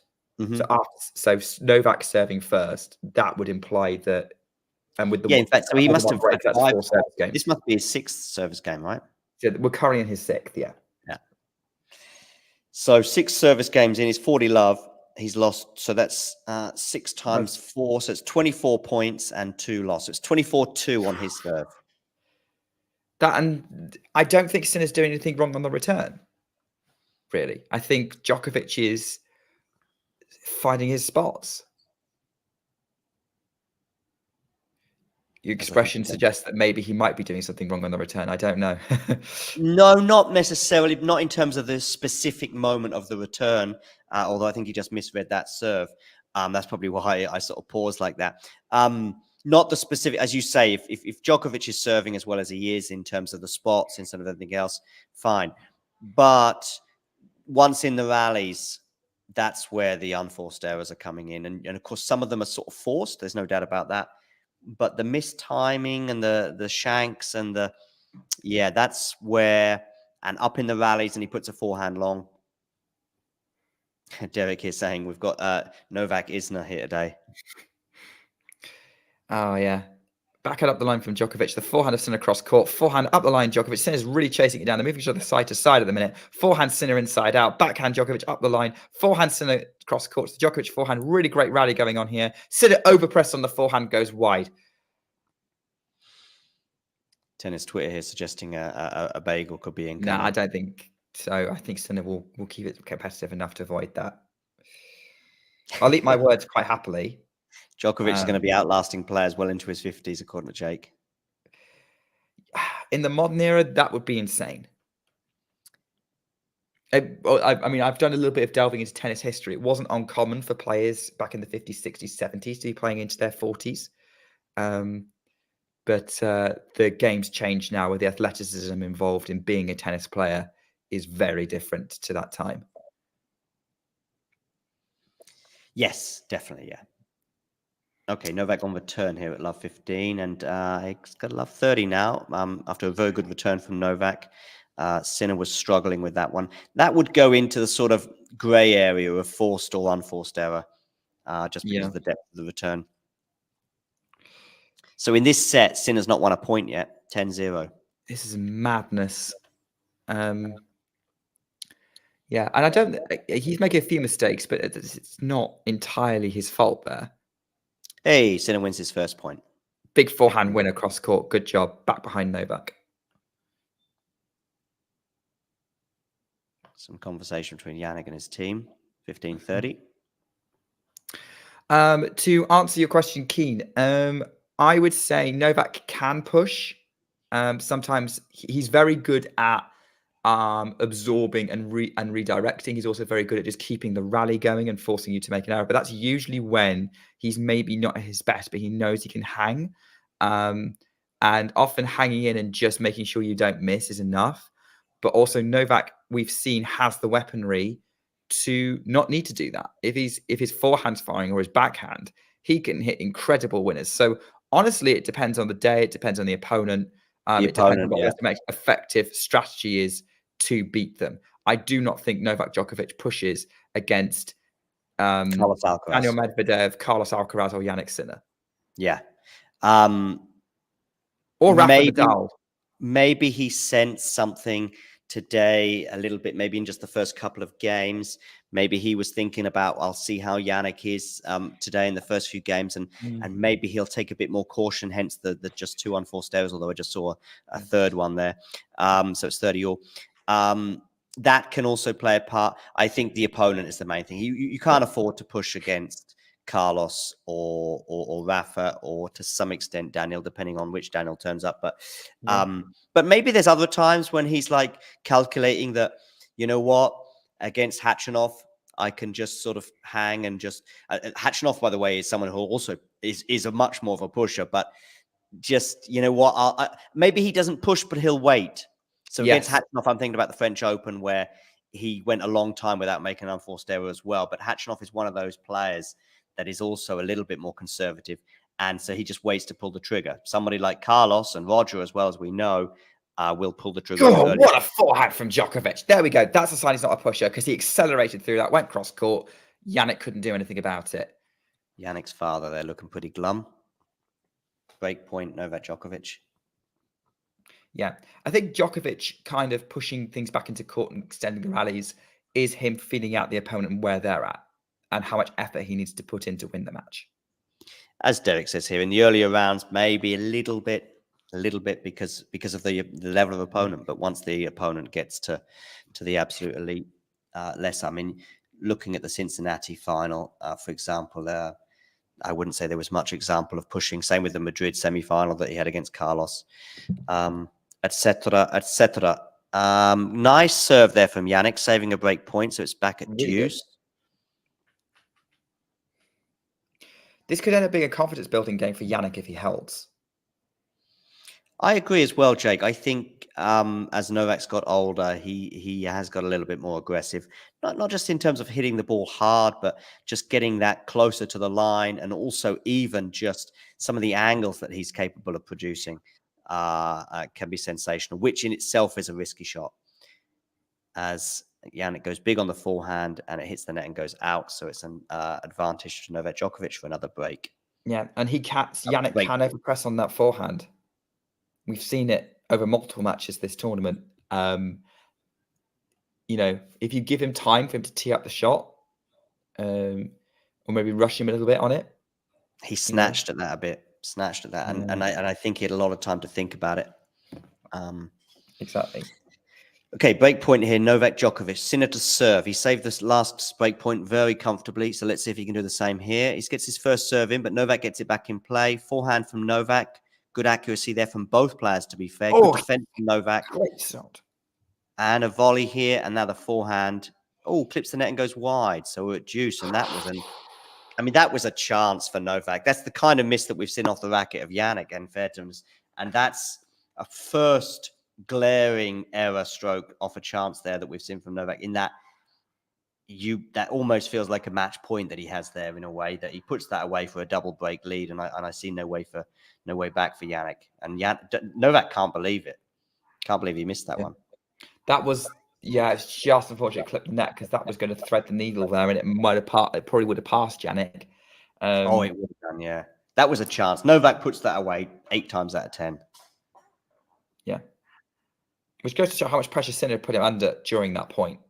I mean, it was a really good point. Juice. Backhand return from Novak. Now on the backhand of each player. Jannik trying to turn up the heat, and he can't do it. He puts the forehand into the net, and we've got a third break point of the game. Here we go. Yeah. I do feel like the match is definitely over if Djokovic breaks here. Yeah.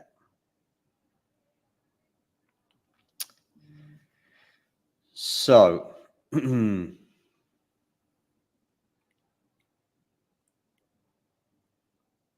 Djokovic on the screen. Sorry, Kieran. Yeah.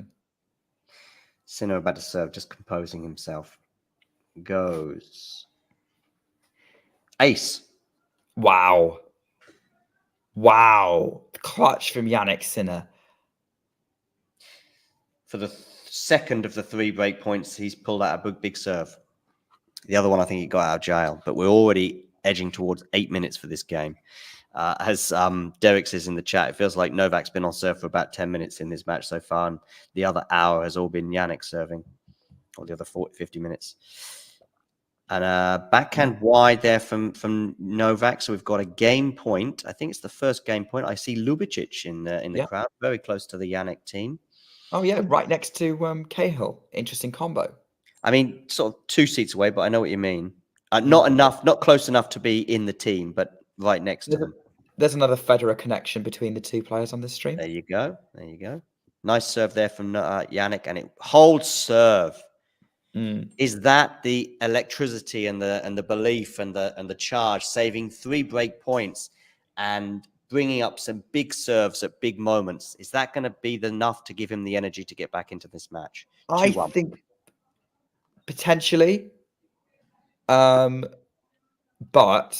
that's going to depend on if Novak gives him a sniff on serve. And he's not done so yet. 2 points, just remember that. 2 points. Because again, like, as I said, like maybe Jannik might go for his returns a little bit more, but he's not necessarily judging everything super well. Although it has to be said that Djokovic's first serve is going out wide a lot, but for the lines a lot, for the extremes. It's going to be. I think it's going to depend if Djokovic gives him some second serves this next game, then Sinner's gonna go for it. Yeah. I think Sinner will then get him, like, by all means, he's going to have the confidence to pull himself back into this. People talking on Twitter about the level that Novak is producing and comparing it to Novak's of years gone by. It's really difficult. I don't know where they're all very high levels, and we could talk about 2011, for example. I mean, he was asked in a press conference to compare, and at first he said about his level, I think in 2011 and maybe 2015 as being maybe slightly higher in a way, but because he played more tournaments then. But then he said his sort of level of results at the 12 tournaments I think he's participated in this year, where I think he's been in the final in 8 of them and won, I don't know which it is, 6 or 7 tournaments this year. Even like more impressive in terms of but he did emphasize, I don't play as many tournaments as I used to. Yeah, I think it's different. I think it was either Owen or Vance made this point on Twitter, which I fully agreed with, and I can't remember which one it was. Novak Djokovic now is a more complete player than he was in 2015. The serve is a big that serve. Yeah, that serve is sort of spot serving to his repertoire. The level that he consistently produced in sort of 2015 was probably higher. That's not my point. It's a point that I can't remember which one of them made it. It's a point I would agree with. Ace from Novak. There we go. He's not planning on giving much. Yes, indeed. 15 love. So we've still got this very impressive stat that Novak has lost just 2 points on serve in the entire match. I don't think Jannik has got to 30 as well, because those two points came in separate games. 15 love here. Novak serving 2-1. Yeah. Very, very good. Let's see what he's got on this point. Serves out wide. That was an ace again. 2 aces. They love. Yeah, 30 love. He's in the zone. Yeah. I mean, I wouldn't be surprised if the Sinner match switched him on. I definitely think he switched himself on for the Carlos match. Yep. And I wonder whether his level of performance today, particularly in terms of serving, is even higher than it was against Carlos. I think his serving is even more impressive today. I think in other elements of the game, he hasn't been pushed as much. It's an ace down the tee, so it's 40 love. 3 aces. Unbelievable. Indeed, Jack. Yeah. He's definitely a different player. It's just very difficult. It's very difficult. 3 game points here for 3-1 lead. Yeah, as we hit the hour mark, Djokovic is bouncing the ball. I'm really keen to see if he does a 4th ace. He doesn't, but he's assisted by a mishit return. And it is game over Djokovic. Really quick win. 1 hour on the clock. We've only done 13 games. Here's a question. Can you imagine this version of Novak getting into the kind of epics that previous versions got into with particularly Rafa Nadal? Yeah, it probably depends more on Rafa than Novak. Yes, if Rafa is fit and returns to, I mean, we saw some pretty big matches between them on clay in 2021 and 2022. 2021, I think they arguably played the greatest set of tennis we've ever seen in the second set or third set, sorry, at Roland Garros in that semi-final in 2021. 2022 had its moments, probably didn't quite hit the heights that we've seen from other matches, but it certainly had its moments. Any other clay matches? Rome 2021 was pretty good. So yeah, I think it's there. But in terms of whether we'll see it again, just depends on what level that Rafa is at when he comes back, which could be anything between. Yeah, I'm not necessarily saying we'd see it again now, but whether, say, this version of Novak played Rafa in 2012 or 2018, I think we would have done. We'd have seen slightly different, probably slightly more clinical Djokovic, but we'd have still seen. As I say, I think they bring the best out in each other, just like Carlos and Novak do. Forehand winner down the line there from Djokovic means it's 15 all. I'm going to say something. You're probably not. I'm not going to make myself super popular with you by saying this, but I'm not expecting much from Rafa in 2024. No, I think that's a fair point. It's not as much as I'd like to see a good level from Rafa. As Jannik, it's a nice forehand winner that they're behind Djokovic 30-15. No, I'm the same. I think I said to Damien either yesterday or the day before. I said with Rafa, as Jake actually asked exactly that question, it could be anything from early departures at all the tournaments that he plays, but it's a kind of, he recognizes that his level is not going to be back at, maybe after his first couple of tournaments, we see him go out early to players that we wouldn't normally expect. And therefore, he then realizes that his body isn't capable of playing even a whole season. So he then very carefully chooses a couple of tournaments to play at and says goodbye, arguably, at the Olympics. That is the most kind of, not quite the most negative. The most negative is actually he breaks down at the first tournament and he just can't play anymore. These are very negative scenarios, by the way. The most optimistic scenario is that he has a Paris run that may end up being a final, and who knows. As I say, I'm just giving you the two extremes here. I'm not predicting either of these two will happen. And he ends up winning a medal at the Olympics, for example. We are talking Roland Garros Paris, not Paris. Exactly. Yes, I am. So, there's a lovely backhand there from Sinner. He comes into the net. Oh, what a silly decision that is, but he gets away with it because the lob isn't good enough. So he holds serve for 2-3 or 3-2 now with Novak serving.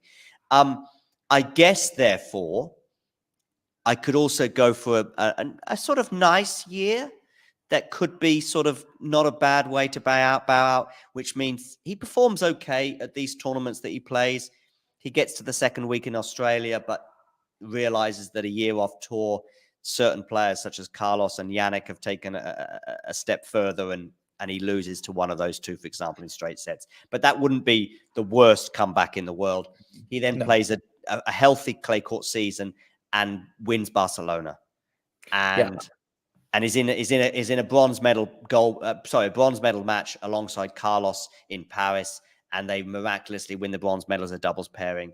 And he goes out and says, my body wasn't quite ready for a full year on tour, and I wasn't quite at the level to compete with Jannik and Carlos and obviously Novak. But here I am, and I've had a couple of great memories winning in Barcelona and winning a medal at the Olympics. That would also not be the end of the world in terms of where we have been at in the last couple of years with him. Yeah. Here's a question I would like to ask about what you think about Rafa's comeback. Guys, I kind of see. I have a similar thoughts to you. I could see his comeback. I'm going to be kind of middle of the road here and say he's going to be kind of, but he'll win one match a tournament maybe. Very similar to how Federer was when he tried to come back in 21. Or even maybe Milos Raonic is kind of right now.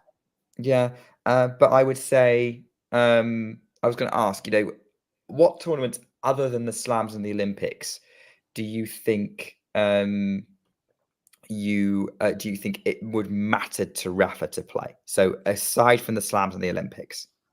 Barcelona and Madrid. I know his success in Madrid is extremely limited in recent years, but just because of it being his sort of home tournament, those are two tournaments I think he would rather not miss and would rather play. French Open, Wimbledon, I guess. These are sort of the tournaments that he would, and because Australia is the nearest one in terms of the calendar, and I think he's feeling good enough, I expect him to announce in the next few days that he's going to try and play Australia and maybe even one other tournament before then. Yeah. So, but yeah, those are the tournaments I think that mean the most to him. Listen, if his body's great, he may end up playing 12 tournaments like Novak did this year. And if his body's great and his level is great, that, like I say, he could be going deep in every tournament he plays if he brings the level that he did in, say, the beginning of 2022. But he may look at something like Monte Carlo, where he's had incredible memories, but he may well look at sort of shortening the clay season by a week or two by not playing that tournament, for example. And same for Rome, I assume. He might, maybe it might skip Rome as well. Exactly, the two tail ends of that.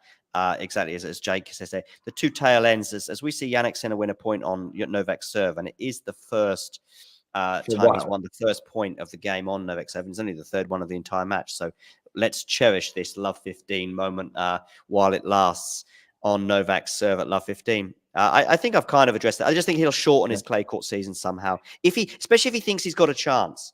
Yeah. If he does okay during the hard court matches, I don't expect him to play Acapulco. Unless he's sensational in Australia, he probably won't do Indian Wells. I don't think he'll do Miami.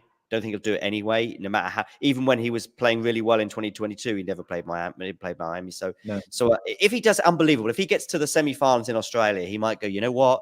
I'm going to give Indian Wells a good go as well. Otherwise, just put his feet up and get ready for the clay. Yeah, I think I agree with you. I think he may just play Slams and then those two Spanish events.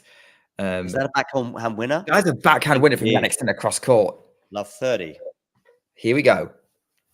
So we just, I think I've dealt with the Rafa thing, and I'm sure I'll deal with it again in the future. Okay, that just clipped the line. My goodness me, barely clipped the line. Love 30 anyway here. So the most pressure we've had on the Novak serve so far. And this is probably the biggest point of the match we've had. For sure. Certainly for Jannik Sinner anyway. Here we go. You can talk us through this point. Djokovic serves out wide. Sinner scrambles it back into play. Djokovic goes up the line to the backhand of Sinner cross court. Really going aggressive here. Djokovic going cross court. They're changing backhands at the minute. Really going for the angles here. Djokovic goes up the line this time. Sinner has to move to get the forehand. Djokovic goes up the line, but Sinner's got the backhand on it pretty well. Backhand to backhand right now. Sinner tries to go directly up the line, misses it. 15-30. He was trying to pull the trigger.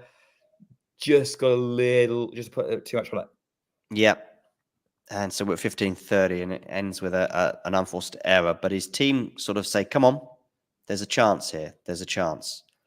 Derek is saying, yes, indeed, there's a chance that Djokovic is a little shaky. We'll see. We'll see how this point goes, because with every point that passes, they sort of increase in terms of magnitude. So this one is still very important at 15-30, because if Novak loses this, and then we've got a very interesting moment, and you can talk us through this next point. Yeah, this is the kind of dip in a service game that almost every player experiences, and Djokovic is finally here experiencing it as he's going to give Jannik Sinner a second serve. First serve off the top of the net and wide from Novak Djokovic. He's probably in a position right now where Yeah, this is the weakest look on serve all match, and it's taken him over an hour to get to this point. What's he going to give Jannik Sinner on second serve? Who is really spinning the racket. He's looking ready for this. Goes up the tee. Sinner puts the first return into play. Forehand. Djokovic forehand. Goes cross court in a minute. Still hitting it to each other. Djokovic tries to go cross court. Takes it too far wide. It's 15-40. Instead of fist pumps, he might be back in this. He's got 2 chances to do it. Matthew said about 5 or 10 minutes ago, he said he sensed a tie break. I don't think I sensed it, but of course this will change things.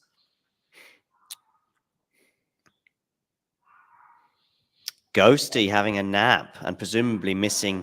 I think Jannik Sinner may have had a nap in the first set as well, but you've both woken up now. First break points of the match for Jannik Sinner. And Nick, if you're okay, you can talk us through this one again. All right, big points here. 15-40. First break point Sinner has managed opportunities for Jannik Sinner this match. We are on game. It was sixth game of the second set. Great serve from Novak. Unreturnable. Went out wide. 30-40. There we go. If he produces for the next 2 or 3 points like he has done throughout the match, again, he's held serve. But can he produce? And I keep saying it, but this point feels even bigger. Novak wins this point, you think he probably goes on to hold serve. I would expect that as well, to be honest. Here we go.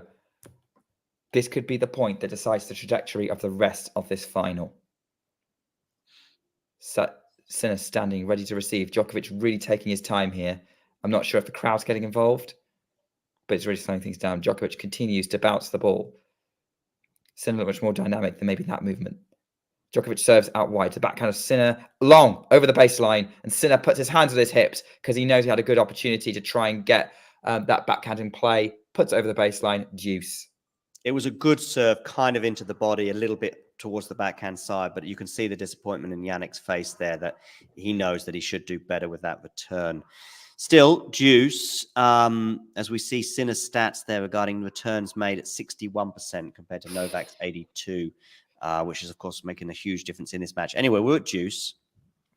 62% isn't a bad return rate either. To land in? Depends on how many of those are second serves, I guess. Yeah, depends on exactly. And what's Djokovic's first serve percentage?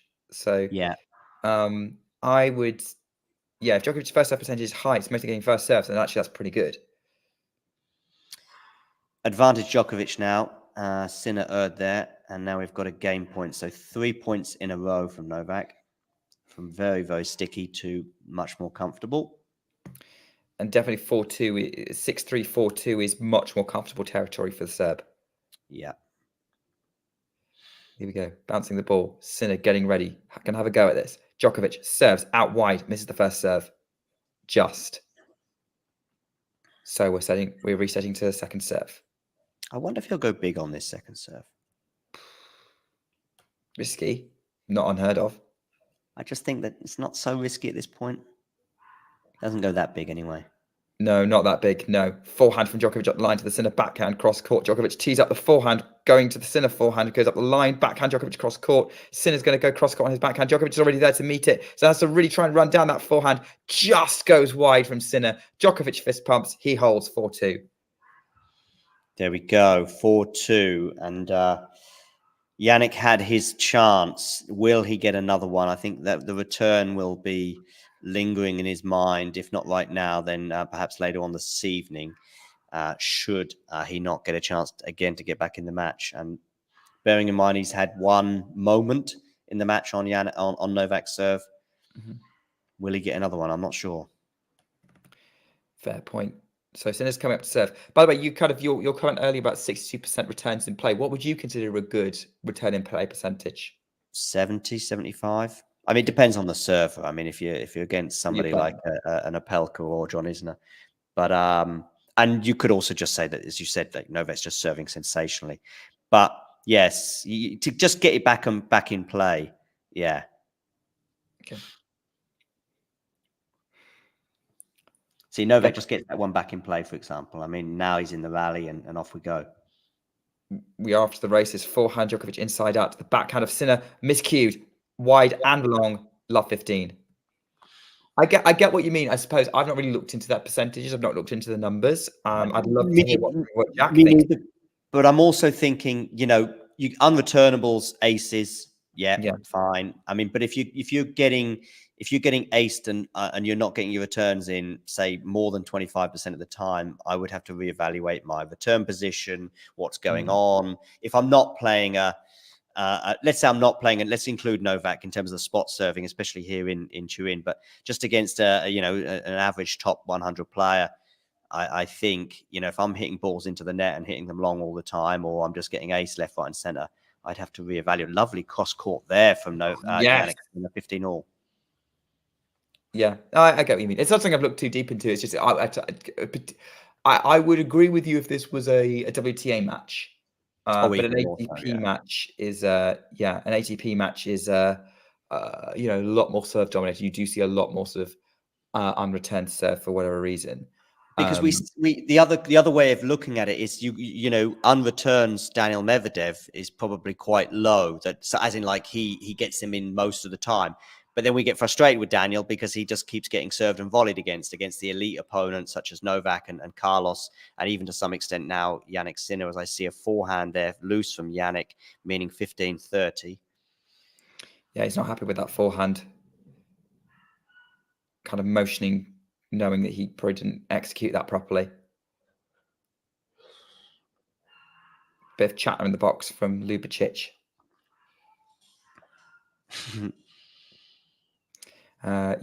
Sinner's up to 18 unforced errors for the match. Djokovic is in 6.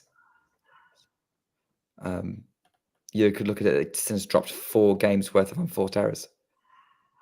Oh, but that's a big forehand from Sinner. Goes up the line. Djokovic gets a racket on it, but he can't control it. No hope of controlling it. 30 all. Again, I can see why. I think, and this isn't too dissimilar from what Sinner was trying in the match in the round robin. The difference is that maybe Sinner's kind of going for broke a little bit more, going for it was working because he was in the zone in that round robin match. He's not as much in the zone today when he is going for it. For one reason or another. I think a lot of it has to do with how well Novak is playing. That's an ace from Jannik Sinner, 40-30. This will help him as well. This is the second service game in a row when he was in a bit of a sticky moment and pulled out some good serves. Or maybe not the second serve in a row, but second service game of this set. I remember that one when he was in very close to going to a double breakdown. And it's frustrating for Sinner that he got broken so early. Because if he hadn't, I think he got broken. This was a very competitive set. Yeah. Oh, forehand into the net, so it juice. Yeah, that was again. I have to class that as an unforced error, unfortunately, from Jannik. Yeah, no, that one was. I mean, it was just mid-court, not that deep. Yeah, and bearing in mind, of course, if you're saying that he's dropping, that he could go up to 5 games worth dropped for unforced errors, which is half the games he's lost in the match. Just a quick reminder, as we're not got a game or break point here at this sort of mid to late period in this second set. Members only. Let me know if you've got any questions for players at the Davis Cup. We've got a Novak smash here. Is he going to put it away? No, he's not, but he rushes into the net. And it's wow, what a winner that is, Jannik Sinner. I mean, first of all, that return from Novak put Sinner on the defense, and I was expecting Novak to win that point. And the Djokovic smash definitely didn't help him there. It gave Sinner the opportunity. The net rush did make Sinner rush it, but Sinner still incredible placement on that shot to land where it did. That was possibly Sinner's best shot of the whole match. I wonder if there was a lot of height on that ball from Sinner, giving Novak a lot of time to think about it. And I just wonder if that was Paris Bercy, if it might even, because Paris Bercy is kind of known for having quite a low scoreboard, if you like. And I just wonder if that was Paris Bercy, it might even have hit that scoreboard. Backhand there from Novak, forehand Novak, winner from Novak. So we're back at deuce. So I can just finish my sentence that I was going to say about members only. Yeah, if you're a member from as little as €2 a month, $2, £2, basically, you can suggest some questions. I won't be able to ask all of them, and it all depends on which players I get to speak to. I've been told, don't hold me to this, but I've been told I should be able to speak to Felix for a one-to-one tomorrow. So if you've got a question you want to ask Felix for members, let me know, and I will sift through them. And if I think they are ridiculous, then I won't be asking Felix. But if I think, that's a good question, I will pose it to Felix, but also many other players who are there. We already mentioned the British team, including the doubles act of Salisbury and Skupski. I nearly said Salisbury and Supsby, but getting my words out is a bit tricky at the moment. Of course, we've also got Liam Brodie is in town, and we've got who else is on the British team? Jack Draper, and I'm missing a British player, which is Cameron Norrie. Cameron Norrie, yes. So if you've got a player, but of course we've got Kecmanovic and Djokovic in town. Backhand from Sinner goes into the net to Deuce, or any other player from the Davis Cup that you want to pose a question to. Just become a member, and you may well get your question to them. Deuce here. Seeing some interesting comments in the live chat. I agree with you, Jake. I don't think I can't remember I don't think Stefanos serves and volleys very often. And Derek, why don't more players try making Djokovic hit overheads? Because like everything else, he still gets them in court. Listen, if you've got a weakness, it's the best weakness to have. If you've got a weak serve, then you're basically you've got no chance. You can't if you've hit got a weak overheads second against serve, you might get to the top 10, but you're probably not going much further. Oh, a lucky little net there for Jannik. Yeah, very lucky from Jannik there. And he's still going to win 80 to 90% of those points. So, and also, you're not going to lob him. You're not going to make him hit an overhead if he's at the baseline. It's only if he comes in. Exactly. And, like, I know he comes in a lot more than he used to, but it's not going to be easy for him to do that. So, to be honest with you, all Jannik Sinner coming into the net there off a serve, and it's back to Deuce. To be honest with you, to be honest with you, the lob or the high shot comes in the lob could be a tactical moment. It's true. You might go for a passing shot. You might go for a lob. But this is really about you can't create this. It's not like I'm going to target the backhand, or I'm going to go for the forehand, or I'm going to do serve and volley against Daniil Medvedev. It's not a target you can create. It just has to be in that moment where you get that chance. And it probably happens once or twice in a match. Good serve there from Jannik. So we've got a game point here. Yeah. I mean, at the minute, this is another really close game, a bit like the one that earlier on the Djokovic serve. The one Sinner had where he managed to avoid getting broken, just toing and froing a little bit, just neither of them really closing at the critical point.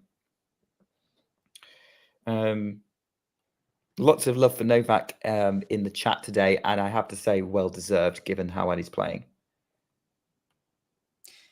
4,077 subscribers. Not a particularly significant number, but I thought I would share it all the same. That's a big jump. Welcome, everyone. Welcome up to our 14 new subscribers. Lovely to have you all on board for our Talking Tennis journey. Hopefully you enjoyed our Davis Cup content coming out. Great rally here. Sinner misses under pressure on the inside-out forehand. Back to Deuce. So I just had a WhatsApp from Damien. Did he say what's he saying doesn't matter now? He's just got one or two opinions on this. I mean, I prompted him, so it's not like he randomly messaged me. But he's got one or two opinions on the match, and I would like him to share them at the end of the match. But we'll see if he can come on. By the way, you might. Finals are still on. Yeah, right. Yeah, I know, but I've asked him to come on anyway at the end of the match. We'll see if he can do that. Of course, whether the end of the match is in 10 minutes or 2 hours from now, we don't quite know. My suspicion is it will be 10 minutes from now, but we'll see.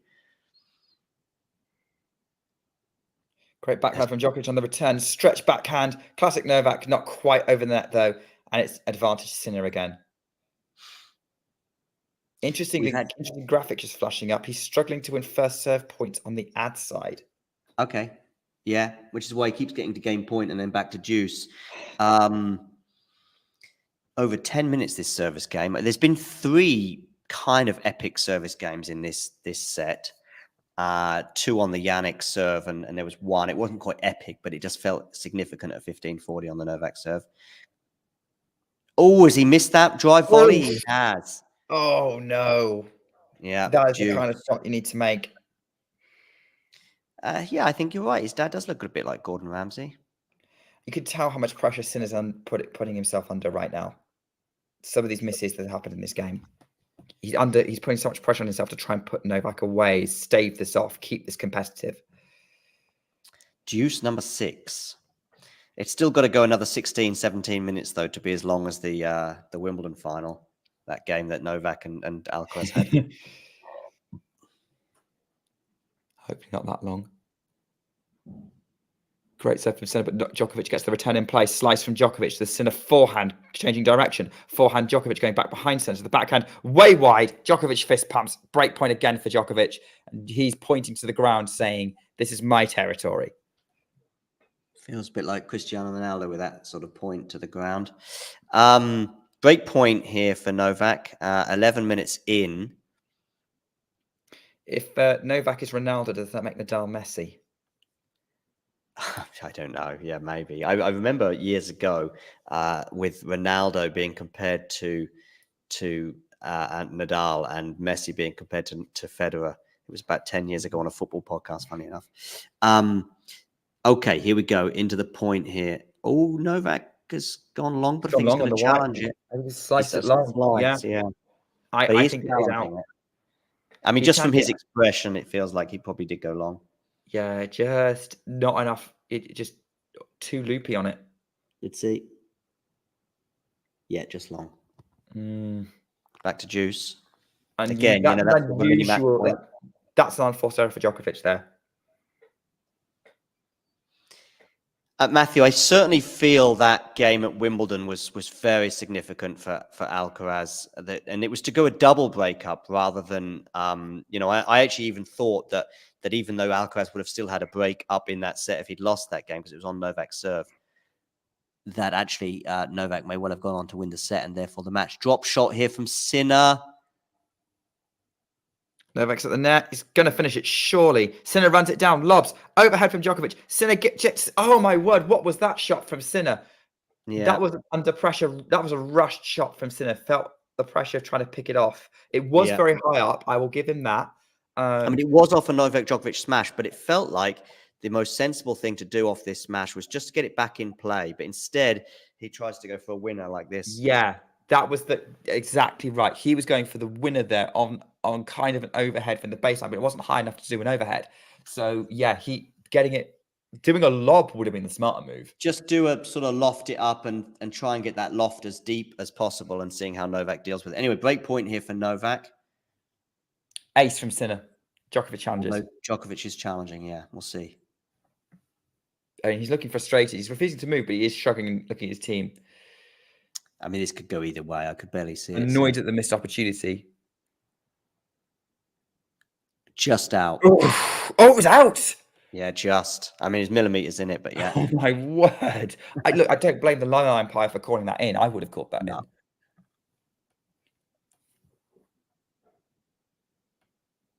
Second serve. Djokovic gets it into play. Forehand inside out from Sinner.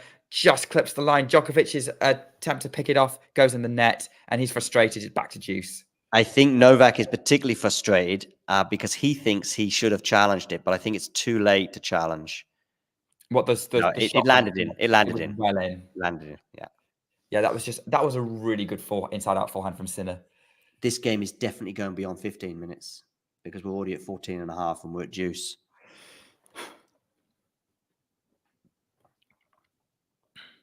I mean, this game's definitely been an interesting one. It's one of the high points of this match for sure. I mean, this set has at least made the match a bit more interesting. These sort of three service games, 2 on the racket of Sinner and 1 on the racket of Novak. I guess they will only become significant if Jannik breaks. Forehand from Djokovic, cross court. Sinner picks it off. Look at the lines they're going for at the minute. Sinner just does the drop shot. Djokovic is wise to it. Gets in there. Sinner's going to try and pick it off. Djokovic got the backhand volley. Long. Wow, Novak Djokovic. That's twice now on the in this set. He just needs to get that landed in, and it's a volley into a fairly open court. Jannik is kind of out of plan. Just looking at the replay right now. Jannik is pretty much out of play, not entirely, but just get that ball in, and it I just don't know goes why about. Jannik came in behind it. He was leaving himself so exposed. His team are getting pumped. Yeah, Jannik, and that's Jannik's team, not Yep. Novak's. Great ace from Sinner. And he's whipping the Game crowd Jannik up. Sinner. Game Jannik Sinner. 3-4. 4-3. Novak Djokovic to serve. I mean, yes, there was a point, of course, that Matthew's making here about the psychological. So I think it depends, Matthew. And I don't think it'll make a difference today, but it's only because Novak is strong mentally. He's been here before and worn the T-shirt that he's lost big service games, not taken advantage of big service games from his opponent, but still gone on to win the title and so on and so forth. But yeah, any normal human being, that would be massive. If that was me against you, Matthew, that would cause me irreparable damage. That might mean, despite being up a set and a break, I'd end up going to lose the match. But I'm not Novak Djokovic. I'm in a kitchen in Malaga, and Novak Djokovic is on court in Turin trying to win his 7th ATP Tour Finals. Good grief! Good grief was that the best you could do with your press pass, John? Yeah, basically, yeah. Just stuck you in the kitchen. I did have it somewhere nearby, but anyway, don't know where it is. Oh, I know where it is. It's hanging up over there. So, yeah, I think even for Djokovic, it can have a thing. I just think that Novak is cool enough and smart enough to go, you know what? 2 more service games, like I've served 9 out of 10 so far today. And I mean 9 out of 10 in terms of the number of service games he's had. And by the way, it could be 9, it could be 11. I haven't done the exact maths, but you know what I'm saying? He's only had one moment on serve when he hasn't served well, and he saved 2 break points. So in fact, even that service game from 15-40, he served brilliantly. Boris Becker, though, is tweeting along those lines. I've just seen a tweet. I have Boris on my notifications at the moment, and he has tweeted this exactly just in kind of, I think Boris there is responding to Matthew because he's posing this question. Yeah. So there you go. You got your own response there, Matthew, from Boris Becker. Maybe Boris is tuning into Talking Tennis today. I don't know. Hello, Boris. Lovely to have you on board. Huge serve from Djokovic. Gets Sinner on the defense straight away. Comes into the net to finish off. Does the job just, although that wasn't the cleanest save ahead, but it's still. He missed it. He missed it. Yeah. Yeah, I did look very close, but yeah, that was a really. I was like, what is that overhead? But are you watching on a TV, a laptop, TV. What do you call it? iPad or whatever the equivalent is, tablet or phone? Tablet casted to my TV. Got it. I'm watching on my phone, but even I thought he's missed it, and he did. But the point, it looked like he missed it, and then I don't know why the body language kind of made me think it wasn't. Okay, yeah, I look at body language too sometimes, particularly on us after a serve. But that's like the 3rd or 4th horrible point from Novak, I would say, in the last 3 or 4 games. His levels dipped. Definitely. There's no doubt about it. Really odd. Forehand in play from Sinner to the backhand of Djokovic. Forehand Sinner, middle of the court. Backhand Djokovic to the backhand Sinner. Trading middle of the court now. No one's really going for an angle at the minute. Sinner runs around for the forehand. Really short there. Backhand Djokovic. Backhand Sinner goes up the line, changing direction. Djokovic is on the defense into the net. Love 30. Really good change of direction. Really good. I mean, it's a small risk or it's a big risk because you can easily get that one wrong. And Novak, by the way, is so good at defending from that he suddenly you think he's never getting it over the net, and he does. But on that occasion, he didn't. And we're in a similar situation to that Novak service game a couple of games ago. I say a couple of service games ago. It was about 40 minutes ago or half an hour ago because of that lengthy Sinner service game. Yeah, absolutely, for sure. So let's see how Djokovic handles this. This could be very, very interesting. Serves up the tee, long. Second serve for Sinner to have a look at. Sinner's had breakpoint opportunity on the Djokovic serve. Missed it. Djokovic is looking up, getting ready for the second serve. Still taking his time. This is where I become more supportive of a clock between first and second serves. Anyway, the next gen finals. the next gen finals, no warm-ups, as in no warm-ups. They warm up on a practice court and then they come out and play. Interesting. Mm. I'm interested to see how that goes, what the feedback too. is. I could be supportive of that. Oh, good grief. The second serve kicks up, pushes Sinner back behind the baseline, and the forehand return attempt goes into the net. Sinner's frustrated because that was the low part of the net as well. Indeed. Yeah, you'd expect Jannik to make that at least back in play, which sort of falls into that category of conversation we had earlier. Yeah, I'm interested. I'm neither here or against it. Maybe I'm erring towards for it. I'll see how it I'm goes. leaning towards for it. Yeah. On theory, if it works, if it doesn't cause any injuries. Backhand from Sinner is long on the return, 30 all. Obviously, that was from a first serve, so a little bit more leeway in terms of thinking, yeah, maybe Jannik couldn't do much about that one. But there's been 2 returns at key moments. I think one was at 30-40 that Jannik put long when he had a chance to break in that game I mentioned. And the previous one that he put into the net, I think he'll be disappointed about both of those. That last one, yeah, forced on return, if you know what I mean. Yeah, completely know what you mean. Djokovic serves into the net. Second serve again. 30 all. Is he having problems serving into the juice court like Sinner was having problems serving into the ad court earlier? We'll find out. Guess we will. Guess we will. Still bouncing the ball, by the way. Maybe the point's being played on your screen. Who knows? Second serve. Out wide. Sinner return short. Backhand Djokovic. The backhand of Sinner cross court. Really sharp. And Salcedo's trying to take control of the point with the inside out forehand to the Djokovic backhand. Tries to change direction on the backhand. Goes wide. It was an inside out backhand attempt. He didn't have the angle for it. 40-30 to Djokovic.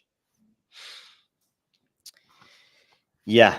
I'm not too critical of Sinner on that point. I mean, he tried to sort of ramp up the pressure a bit like that point he did a couple of points ago, and we were praising him for it. He just had to way too much angle on it. Yeah.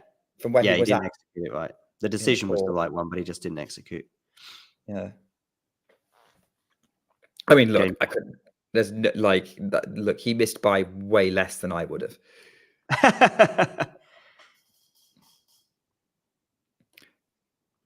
Djokovic, I think that was a let. I think it's the second serve because normally if it's a let, he'll take another ball, but we'll soon find out from the nature of this second serve. Yeah, I don't know. I thought he clipped the net, but like, yeah, you can see it did touch the net, but I'm guessing it must have landed out. Yeah, he didn't. Yeah, I think so too, because like he didn't take another ball.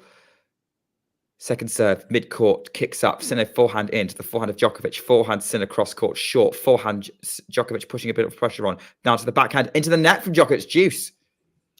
That Sinner shot was sort of Djokovic-esque in that I don't know if it clipped the baseline, but it was very, very close to it. And when I say Djokovic-esque, I've seen so many of those points from Novak in Turin in particular, where the ball is just so deep that it ends up forcing an error off his opponent.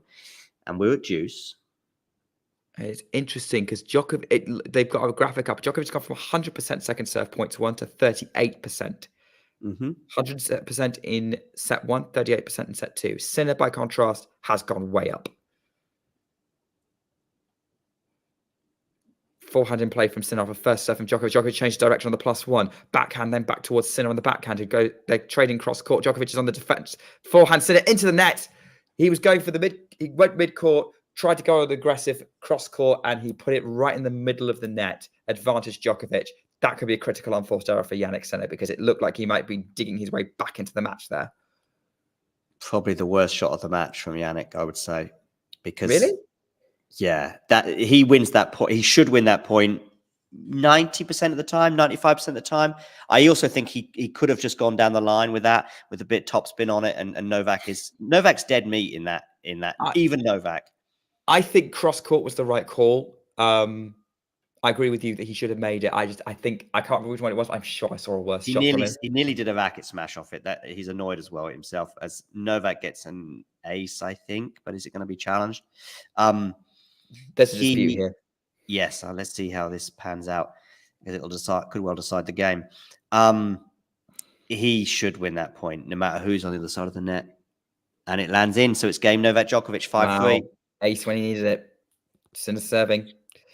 And I think any psychological damage that might have been caused by that 16-minute game to Novak, now that's almost certainly now on the back burner. The only pressure that Novak will feel now is serving for the match if it ends up being that case. Of course, it might not get that far if Jannik can't hold here. Yeah, may not. We'll have to see. I do think that was a big opportunity for Jannik, and he's going to be ruining that. And it has. And yeah, I'd say this set's been about missed chances from both, apart from the very beginning for Djokovic. Yeah, because I mean, Djokovic could have been a double breakup on several occasions. Yeah, it goes along, by the way. So Sinner's on 15 love. Yeah, I think Djokovic. Djokovic could be a double breakup, but like Sinner's been even less clutch, to be honest, when he's needed it. Aggressive, sort of taken even fewer opportunities. He's performed less well when he's had opportunities. Indeed. He's going to be looking back and going, "Oh, what was that?" Maybe. Backhand and play from Djokovic. Backhand from Sinner to the Djokovic backhand mid-court. Forehand from Sinner to the Djokovic forehand up the line. Backhand Sinner into the net. 15-all. Djokovic is 3 points away. Indeed, he is. A nod of the head there from Goran.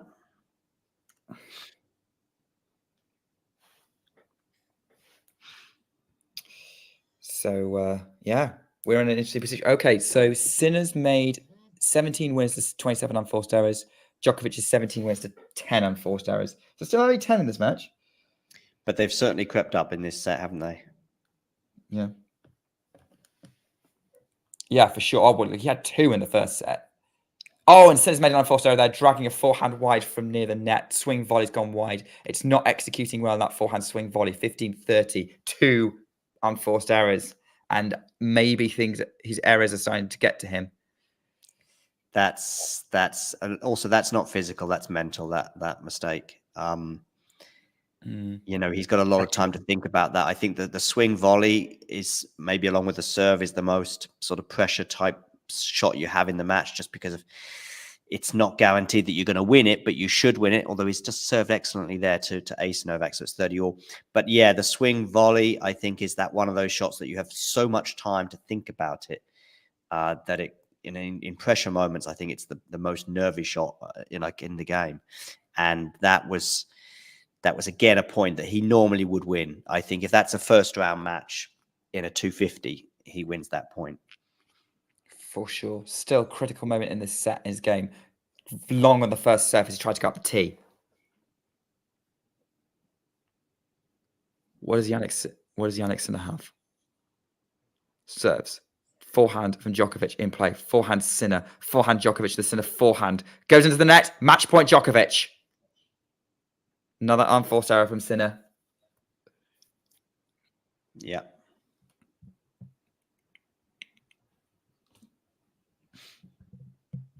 I don't know, Charles. I haven't really seen any. I don't know. I like this question anyway. I don't know. Keep commenting, and I'll come back to them. Right now, I'm just kind of in the thick of this match because we've got a championship point here for Novak Djokovic. Do you want to do this, or do you want me to? I can do it. We're sort of in sync. You can do the next one if it comes about. First serve is wide, so a second serve here for Novak to look at. 30-40, ATP Tour Finals, championship point for his 7th title. And it's a double fault. Oh, no. What a way for Sinner to lose it. That's got to be gutting for him. I feel so sorry for Jannik. And I really wish I wasn't saying that, as we should be congratulating Novak Djokovic on a 7th ATP Finals, but that's my immediate emotional response. But I have to say, for a set and a half, that was unbeatable Novak Djokovic. So, and he's right to be celebrating right now. But it was mental for me. The difference was the mental situation. I don't think it was physical today. I saw the mistakes coming. For example, you can be really tired, but he should put that forehand away when I think it was deuce maybe, or maybe even a break point for it was deuce, I think, on the Novak serve. But that forehand into the net there, and that double fault, and the swing volley, and I could go on. The 10 unforced errors in the first few games. Novak today served incredibly, no doubt about it. Did the rest of his game look the same as it did yesterday against Carlos? I think he played better against Carlos in the rallies yesterday than he did today. What do you think, Damien? Tough call, but yeah, I think it was pretty much more of the same. I would really put these two performances next to each other. I mean, today the serving was better Yeah. than against Carlos. That's that 100%. But as a whole, just the same sort of scary, crazy depth. Lots of good percentage tennis. Kinda Iga Świątek WTA finals, if you may. Like, I see some similarities, Also, maybe in Beijing, some of the matches, like against Samsonova, where she doesn't really do anything flashy, doesn't do anything exceptional, but just sort of manages the match, manages the opponent. And yeah, I am kind of disgusted with how this final. All right, David. Just give me 1 actually ended second. up. Just give me 1 second, because Yeah. I know Nick has to depart. So take care, Nick. Thanks Thanks you very much. Enjoyed doing this with you, John. And yeah, I will see you next year. Yeah. See you soon. Take care. Damien, go on. Yeah, I was just expecting more. I enjoyed all the Challenger finals so far today a lot more than this. Even if Shoshima Bukuro was injured in Kobe, which I watched at 5 a.m. But no, I mean, yeah, relative to the expectations, this was pretty awful. I don't think that Sinner was as sharp as in his in their group stage or in any other match that he played this week. But yeah, Djokovic just kind of took the racket out of his hands too. With that crazy efficient, just unbelievable percentage tennis, with every single ball being, at Sinner's feet, essentially, which, for an attacking player, obviously that really hampers, that really limits your ability to attack, so do exactly what you want. And yeah, if you added the serving as well, first set and a half, probably just a clinic. Absolutely unbelievable. Super like pretty much a flawless performance from Djokovic. Then it gets a little messy. Pretty fun twist as a whole, that it was 6-3, 3-2, 15-40 in both matches, Sinner and Alcaraz. And here, of course, Sinner clinches a game after that, which Carlos didn't, but it took him 16 minutes, and it took some awful errors from Djokovic as well, like that volley he had on top of the net. Yeah, I mean, there were two. One of them was right after that, but like the one that he had at breakpoint, for example. So yeah, the match definitely got a bit messy. It actually got more entertaining in these last few games as well. Agreed. Yeah, And it got messy and entertaining. Yeah, that was when I started like enjoying it, actually. Not because Sinner was like on the verge of, well, he wasn't on the verge of pulling a comeback, but like was getting closer to potentially fighting back. But mostly, yeah, because there was some drama, there were some dynamics, which for the first set and a half, it was just a clinic, a one-man show. And yeah, not much really that we could get from the opening set in terms of like emotional value. Of course, there will be that big talking point of the breakpoint, of the double in the fault. first set. Yeah. The double fault on match point, or the no, the double fault in the first set. Yeah, the break point. Yeah, double fault on match point. It happens. Federer Djokovic 2015 final as well. But there was also the the one break of serve on the Jannik Sinner serve occurred after he didn't challenge a shot that landed on the line. That's what I mean. Yeah, I mean, his fault for not challenging. I mean, the system is there for you to be for you to be. I don't think he'd had a challenge that far, and it was all we were already at 2-1. So you're already plenty. It's not like the first point of the match. I wanted to say that the system is there to be used by you, and that's like too much, sweet dreams. I already started singing in my head. But anyway, yeah, obviously this is a talking point. We should absolutely have electronic line calling if we have the technology. I'm fine with it not being maybe like yet at every tour event if it's expensive or something. But yeah, here, I mean, you should absolutely have it. But it's not the story of the match, right? Like the story of the match is that for a set and a half, Novak was just kind of unbeatable, and he just didn't have an opponent today. I'm not saying that Sinner wasn't playing like well at all or something. I'm just saying that Sinner today was just no match for Novak.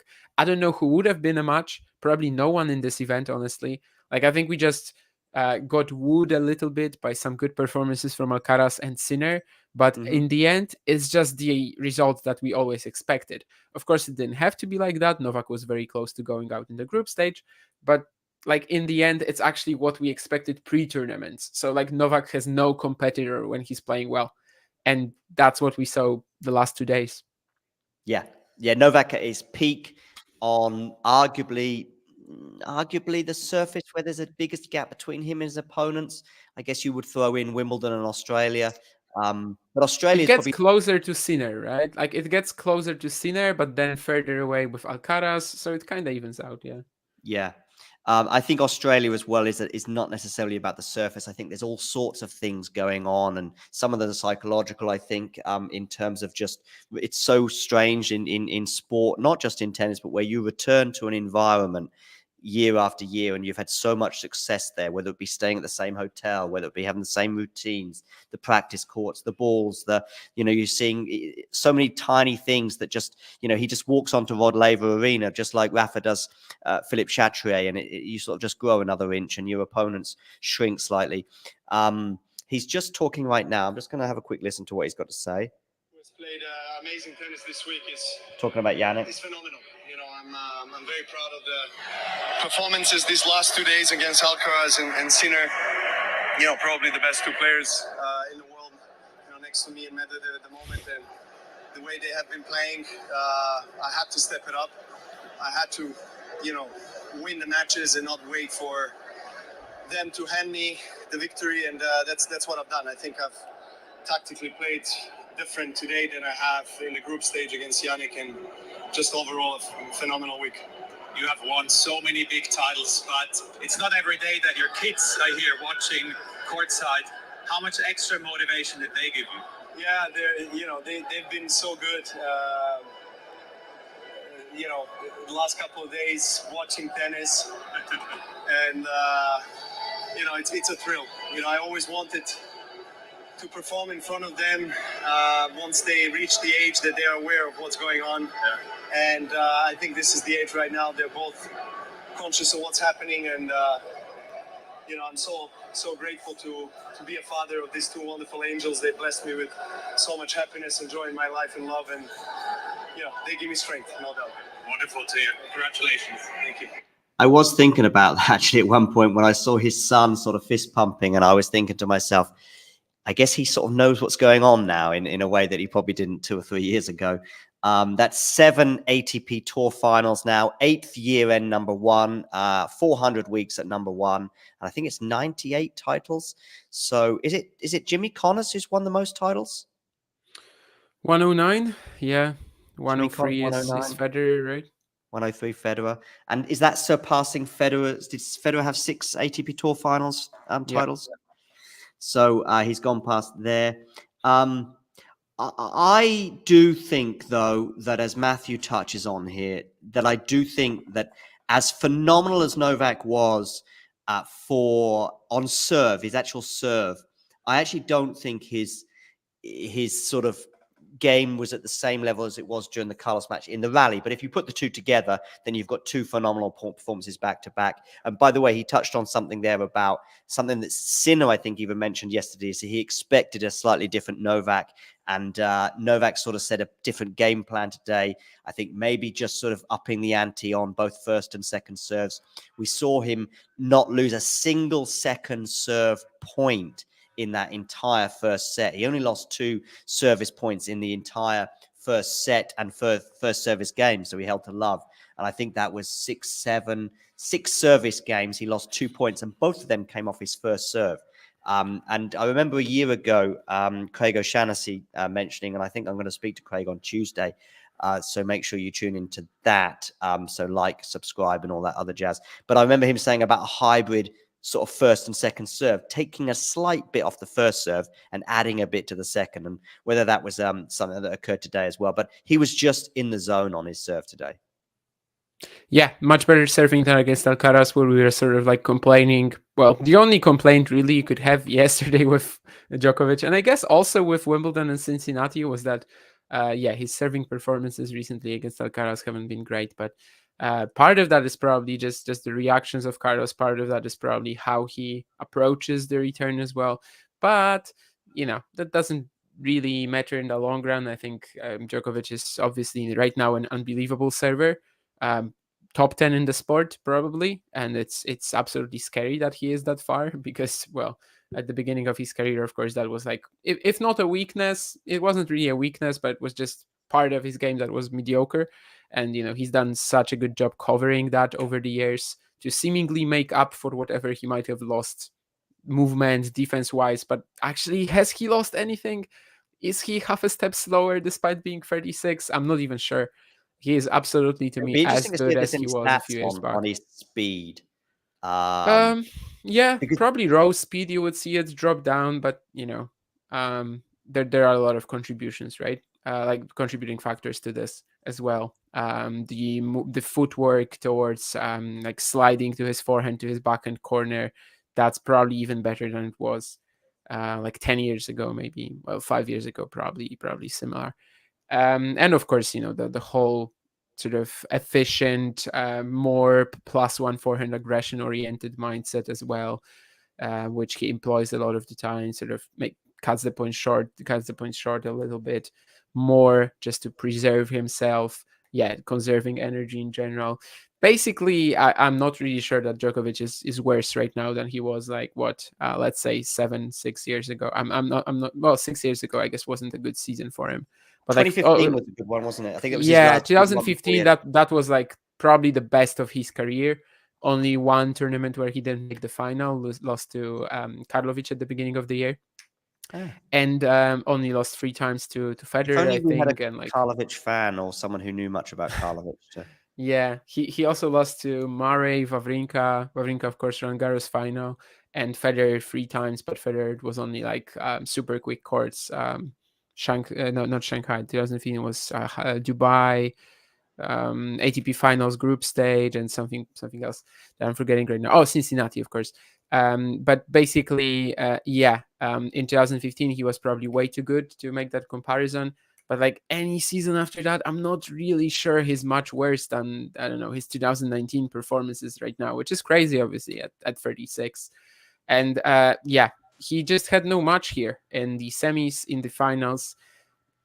It's so hard to compare like things like this match to match. I think Matthew said that Sinner from the group stage would have broken back in the second set.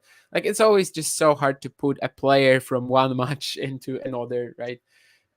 Tennis is a sport where basically only the first shot, only the serve is one where your opponent doesn't have an influence on. The opponent actually influences every single ball you play after that. So even the crazy depth that Djokovic has had the last 2 days, that's already impacting Sinner's, Alcaraz's ability to just stay on top of the point, to maybe clean up with a great forehand winner or something like that. I mean, they basically had their margins really, really shrunk, and they didn't really come up with the best shot selection, with the best choices every single step of the way, which I can totally understand. So it's a letdown performance for Sinner. I don't think it will hurt him too much in the long run. But of course, there will also be that whole discussion of, now in hindsight, should he have lost to Rune? Which, of course, my opinion on that. I think he absolutely did the right thing, and we cannot really judge it. There's this movie Butterfly Effect, obviously, and what I'm trying to say is that if he loses there, he gets another semi-final matchup, he gets another final matchup. There's absolutely no guarantee that he even gets to the final, and I mean, that's just life. He tried. He had another shot at beating the best in the sport, and he didn't manage to do it. But still, a ridiculous event for him. It's just that Djokovic, well, he just keeps adding to the record list. I think I said like a few months ago that there's like no storyline sort of with every single Djokovic win, because it's just the same. It's just another record. And like, he's been the obvious statistical, if not, if you want to add that GOAT, for a while now. And this is just yet another record that at this point I'm just sort of expecting him to keep getting. And honestly, I don't even know when this will end. It would be a bit of a shock if Djokovic ends next year without a slam. It would be a shock for sure if he didn't make like the top 4 at the year end. Of course, not taking injuries into consideration, even with this super limited schedule that he plays, right? Because he just chooses the events he wants to play. He plays like 10, 12 events a season, and he still finishes here at number 1. Do you foresee a third encounter in the Davis Cup? It is possible. I think Sinner is in the Serbia... Italy team, is he? Yeah. Serbia, Great Britain is like a 50-50, I think, because you have Djokovic, who should beat Nori, of course, then Draper, who will be a slight favorite against Kecmanovic, Lajovic, Jere, whoever they play, and the doubles, where also Great Britain would probably be slightly favored. So it's kind of hard to say who's going to win that one. And I think Italy should be the favorites over the Netherlands, although it's not that easy either. Sinner plays Griekspoor. And are they due to play in the semi-finals? Are they? If that the winner then they are in the semis. Yeah, then they could meet in the semis. So Sinner will play Griekspoor probably. In Italy, Netherlands. That's tricky, I actually think, especially after this week. Where Sinner should be a little bit tired.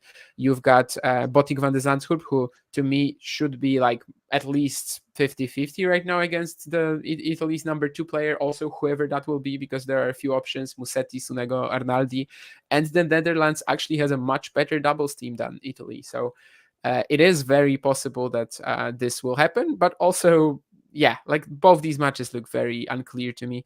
In the Netherlands has Koolhof and Roger, if anyone is interested in the doubles. Just listening to Jannik or just seeing Jannik talk now. What's he saying? I think he's talking in Italian, I guess. No, he's talking in English. No, he's talking in Spanish. I'm pretty sure that's... No cosa sto but something like, I don't know, we are, but I think Novak speaks a good level of Italian, so he's putting his thumbs up. Derek talking about the Nadal 14-round Garros record. I think, I agree, that one is pretty safe. That's funny, yeah. That gets comment of the day, Derek, for sure. But I think pretty much every other record out there. I'm just trying to think. US Opens, he's on 4. There's not that many. Like 5 is the all-time record, I think. So it is gettable. Probably more tieable, if that's even a word. Yeah, I know what you mean. But that's also a possibility. But basically, someone said earlier in the chat that every time Novak plays right now, he seems to break a few records, and that's true. Like that's every tournament, for sure. Here, I mean, you're right. Sometimes just even within a match, but certainly every tournament he turns up at, it seems like he's breaking a new record. And I think there might even be 1 or 2 more. And probably, really, is it just now in terms of records? Is it just the Jimmy Connors record? Is that the only one really left? That's we could look at individual slam wins. That's a pretty big one, yeah. That's a pretty big one. Is that the biggest one remaining? Probably. I can't think of a bigger one that's there's the consecutive weeks at number 1. Okay, so that's Roger, isn't it? With about 200 or 237, I think maybe. That's I mean, he's not going to get. That's probably not possible. I don't know if for the women's, Matthew, I would have to check. I think there's also, we could basically look for records everywhere. Like the other day, and I think Jake also commented on that on Twitter, and we have Jake in the chat. The ATP first, and then the tennis letter or whatever posted that Sinner is he's the first ATP finals finalist under the age of 23 since 2003, since Federer. Like these stats can get so arbitrary. I mean, we can just be reaching for any record. So we could come up with records that are like realistically tough for Djokovic to beat. We could come up with Challenger Tour records, 29 titles of Yen Sun Lu. I don't think he's getting there. We only have 3 players with 400 match wins on the Challenger Tour. I don't think Djokovic is getting there.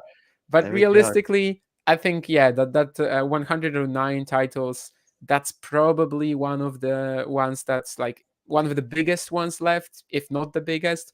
But the main problem for this as well is that he has the most big titles, right? So like he actually doesn't have as many Mickey Mouse stuff as Jimmy Connors or even Federer, honestly. Federer is one of the most successful ATP 250 players ever, and also has, of course, all these ATP 500s from Halle, Dubai, Basel, whatever. Basel and Halle at first were also 250s, which also contributes to his 250 records. But basically, Djokovic has so many titles that are just ATP thousands. How many ATP ATP finals, thousands do you want? Grand Slams. 40? Something like 40? 40, I think. Yeah, 40. Is it already 40 and something, I or think is it so. still I think it's 40? 40. I think it's bang on Yeah. 40, but it could be So 41. But we've got 47 plus 24, right? yeah, He's with got 7 ATP. 70 big titles. 71 out of 99 or 8 now. Can we have I Struff just winning one? I'm Wait. losing track of all of that because it's just impossible. And yeah, Olympics, as Derek says, Olympics of is course, a one missing probably from you. just one more Olympic Do you think he campaign for would take? Djokovic, maybe Do you two. think he would take one Olympics over one Grand Slam? I don't know. Maybe because I think for Serbians and for Djokovic, especially, Olympics hold a very they hold the Olympics in very high regard. So maybe, but yeah, of course, he can just win it in 2024 and sort of make us forget about this discussion. But yeah, the Olympics, I guess, is something that he would love to do. But obviously, it's not a stain on his record if he doesn't. It's 2028 Olympics, maybe he could play it, but I would assume that he probably won't be like, the main contender for that. Whereas next year, obviously, he will be one of the main contenders, if not the biggest contender. We'll see how the season sort of progresses until July. Clay, probably not his ideal choice to win the Olympics, but he will surely have his chances, and we know he will come extra motivated. We saw how much the Olympics meant to him in 2016 when he was crying after the Del Potro loss, and we saw how much the Olympics meant to him as well in 2020 when losing that was quite a hit. Yeah, I think he's talking in Italian. Yeah, but he's just talking about something was incredible. I'm not sure if it's the crowd was incredible or Jannik Sinner. I think it's Jannik Sinner was incredible. Maybe both. Yeah. Honestly, today maybe the crowd was a little more incredible than Jannik Sinner. I do think Jannik mentally wasn't quite at the races today. The errors that came off his racket for me were surprising. There was the drive volley, I think, in the final service game of the match, which I think he puts away 9 times out of 10, but it's one of those shots where you got a lot of time to think about it, and it's difficult when you're 15-30 down and you're serving to stay in the match. There's the double fault on match point. There's the forehand when he was threatening to break Novak. I think it was deuce, and Novak was really struggling in the rally, and he has a forehand at the net that's like a really short forehand that I actually think he should have gone down the line with it, and just put an easy sort of forehand away there. He goes huge and cross court, as you can do with a cross court, and he hits it into the net. But if that's a first round opening set in a Grand Slam, he wins that point. But a final against are you talking about Sinner 2-4 deuce? No, I'm talking about it could have been 2-4 deuce. Yeah. Okay. The short ball, and he just went mad. And it was right. He had two options. He either goes huge across court, knowing that Novak's barely going to get a racket on it. If he landed what he tried, he also would have won the point. Absolutely. Of course, I agree. But there was also the chance just to go sort of very top spinny and just go down the line with it. And as long as it lands in, you've won the point, because Novak is in no man's land in a way. Yeah. Novak shrunk the margins for both guys, for Alcaraz and Sinner. They started making questionable choices. Djokovic had his moment of weakness too, I guess. Definitely. I mean, Novak let him back in the match in a way. Back in the match, he was always a breakdown, but he made some uncharacteristic errors. There was a volley he put long that he just needed to land in. I think there was 2 of those actually from Novak. Yeah, 2 of those, but one was like inconsequential. It was the first point of the game on serve, whereas the first one was actually a break point for 5-2 up, right? So like where he could have just put the final nail on the coffin right there already. I guess this is maybe the difference between these 2 matches, that against Alcaraz this never really happened. The way Alcaraz set up these 2 breakpoints for 3-2 was actually with just his best rallies of the match. There was one break point, I think, at 30-40 that Carlos had that he put long after a very, very long rally, and I just felt as though he not checked out exactly, but it was just like Novak was just wearing him down by just constantly. And really, Carlos was still on top of the rally, and I think it was 30-40, and he puts a forehand long that he probably should have landed in. And I still think that if it landed in, Novak might have been in the rally, but he probably would have had a much easier shot thereafter. But like, there was no dip. There was no moment. There's no dip like today. No Yeah, dip like like today, Djokovic definitely had a few games, but in the end, of course, he had a big lead by then. After saving these 2 breakpoints, he never really allowed Jannik to get all that close. Although that forehand that you said, I mean, it could have been another breakpoint. But of course, in the end, it just turns out not to Was be there important. anything that Jannik could have done different tactically? Just one thing before you answer that, I want to ask you a question that Nick highlighted, or I highlighted to Nick, and both of us spoke about briefly during the commentary. There was a stat at one point where I think Jannik got 62% of returns in play, which seems very low. But then, of course, you factor in the fact that Novak's spot serving was incredible today. It is Turin. Yeah. Maybe there was something about his return position. Maybe it was about guessing it wrong. There was at least one serve I remember where he just guessed horribly wrong in terms of the way it went. I think But particularly in set 1, there were a few second serve returns as well, which were like into fans, but he wasn't winning any return points. So like one wouldn't have changed much. And yeah, second set, I mean, he definitely had his chances, got a little tense, got a little confused on a few of them, but still, I think he was just heavily outplayed today. And that's kind of the story. The last 2 matches of Djokovic, he really dominated the field to an extent that we thought was possible before the event. But during the event, we sort of started seeing some cracks, and well, the youngsters seem to be really gunning for this title. And in the end, it's just a more predictable, I guess, result. the final score was 6-3, 6-3. Am I right? 6-2, 6-3. No, 6-3, 6-3, 6-3, 6-3. Yes, but there was 2 breaks of serve in the end because, of course, double fault on the end. The but last it wasn't. 6-3, 6-2 yesterday for Yeah. Alcaraz against Alcaraz, and 6-3, 6-3 today. And Could have easily been 6-3, 6-2 as well. Yeah, those results back to back are very impressive, or at least on paper. I agreed with you yesterday that actually the score probably didn't quite tell the whole story, and that second set could have gone either way. Today, maybe it kind of does. 6-3, Yeah, 6-3. the gap was a bit bigger between these two than I think it was for set and a half, and it only got interesting because of some very loose games, from loose points possibly rather than games from Novak. But for like a set and 3 games, the gap was huge between the 2 players. I don't think it ever got that big yesterday between them at any moment. It just the scoreboard was lending itself that way. Yeah, I got texted by a Novak fan just a moment ago who said that he feels really underwhelmed by the final, even though he is I do think even for Novak fans, I know I often bring football into the conversation, but I remember Manchester United dominating the Premier League for 3 years, and actually by the 3rd year, come March, it was all about the Champions League. And when we went out the Champions League, it was like, okay, we've got a 15-point lead in the league. I yearn for those days, of course, now, but that was in the past. But yeah, I even think you're probably right. I think for Novak fans, they will probably get hyped up for the Olympics next year. They'll obviously get hyped up for every slam. And if Rafa comes back to the tour as well, they get hyped up too, as I think it's understandable that you just sort of your biggest rival in your career, as Novak calls him. And I think we'd all probably agree with that. When he returns to the tour, that will just add a spice. Even if Rafa goes out in the second round, it'll just make it a little more interesting for Novak fans. But yeah, I can imagine that they're not probably super pumped by they'll probably send out a couple of tweets. But I must admit, I don't know how you felt about this final, but I had a feeling it might go the way it did. I a bit like the US Open final, where I know you and Jack were expecting a much closer affair. I wasn't as pumped for this as I was the group stage match. I really thought the group stage match could be amazing, and it was.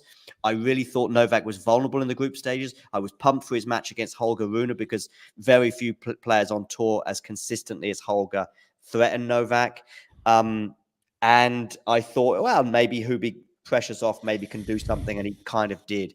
But once this final rolled around, I was like, I think it's done. I couldn't see many paths to victory for Sinner, despite the fact that he did beat him in the group stage. I saw all the possible scenarios, and I thought, Novak wins if the match goes like this. Novak wins if the match goes like this. That Novak is not turning up, and that Sinner could turn up. And all of those sort of equations to me suggested that Novak was a pretty heavy favourite today. And I'm not sounding clever after the event, because I was saying it at 3 o'clock this afternoon.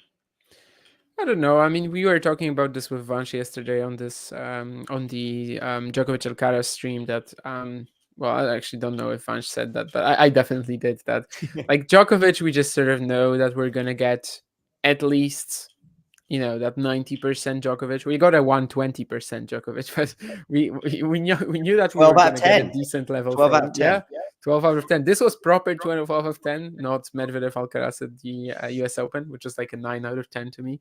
But yeah, I think we just got the an even better version of Djokovic that we were expecting. But like the pressure was actually on Sinner to repeat his level from the group stage, the marvelous performances that he had during the event, and with his style also being a lot less repeatable and yeah, just way more risky. I think he was the guy I was like sort of, well, there of course there is a chance that he just comes in and yeah, just doesn't have that quality. I think in the end, yeah, he was just no match for Djokovic today. Does that actually say something about Jannik Sinner? Not necessarily. I just think playing like this at the ATP finals this year, Djokovic kind of did not have a competitor unless you get just like a ridiculous, 120% performance from like Sinner or Alcaraz. Alcaraz would be hard to pull off in Turin. Sinner, actually very possible in Turin. I wish he was as sharp today as in the group stage to just sort of see how Novak would respond to that and if he also would have won. But obviously tennis doesn't really work like this. As I said, I mean, your shots influence the opponent majorly. So yeah, we cannot just really insert that Sinner into this match and say, oh yeah, he would have handled Djokovic. Yeah, it just doesn't work like this. So disappointing final. Pretty good But you ATP said to me finals. before you came on that you were annoyed, let's say. Yeah. I don't sense that as much, though, having spoken to you right now. I guess the end really changed it a bit for me, just because it got a lot more entertaining, It and did get suddenly entertaining, there was more to talk about as well. I was sort I of agree. afraid that I was gonna come onto the stream here, and I was just gonna say, yeah, so Djokovic played super efficient today. Thank you. Like literally after the first set and a half, that's more or less what I had in my mind. Probably maybe also because I was watching the Drummondville and Champagne finals at the same time, so like my attention was a little diverted to these matches too. But mostly I was just thinking, yeah, so I'm gonna come in and just say, yeah, Djokovic played a ridiculous match, but was it an exciting affair? Not really.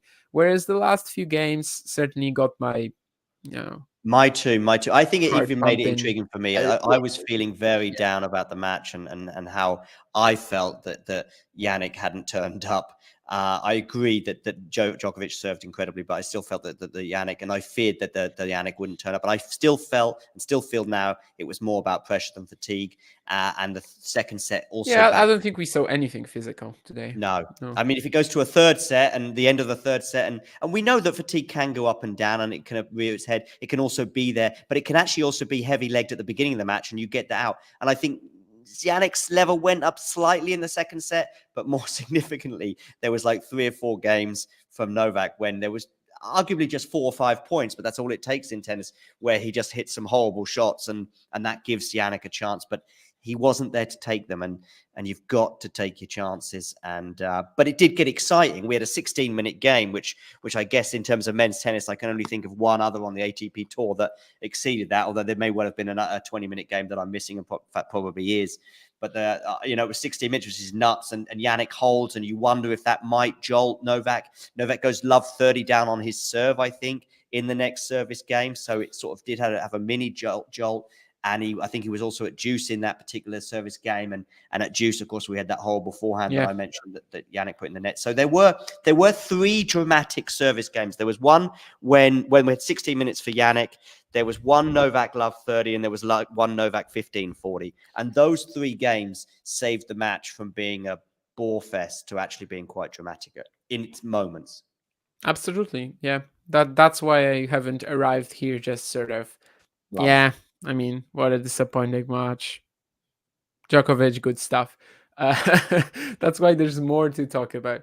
And that's not hardly a criticism for Djokovic, but I've always sort of had this with him that his best performances don't tend to excite me as much as other players, just because I Right. tend to prefer shot making and just tend to prefer flashiness. Not that he cannot do that, not that he's not a great shot maker. I mean, the guy does everything well.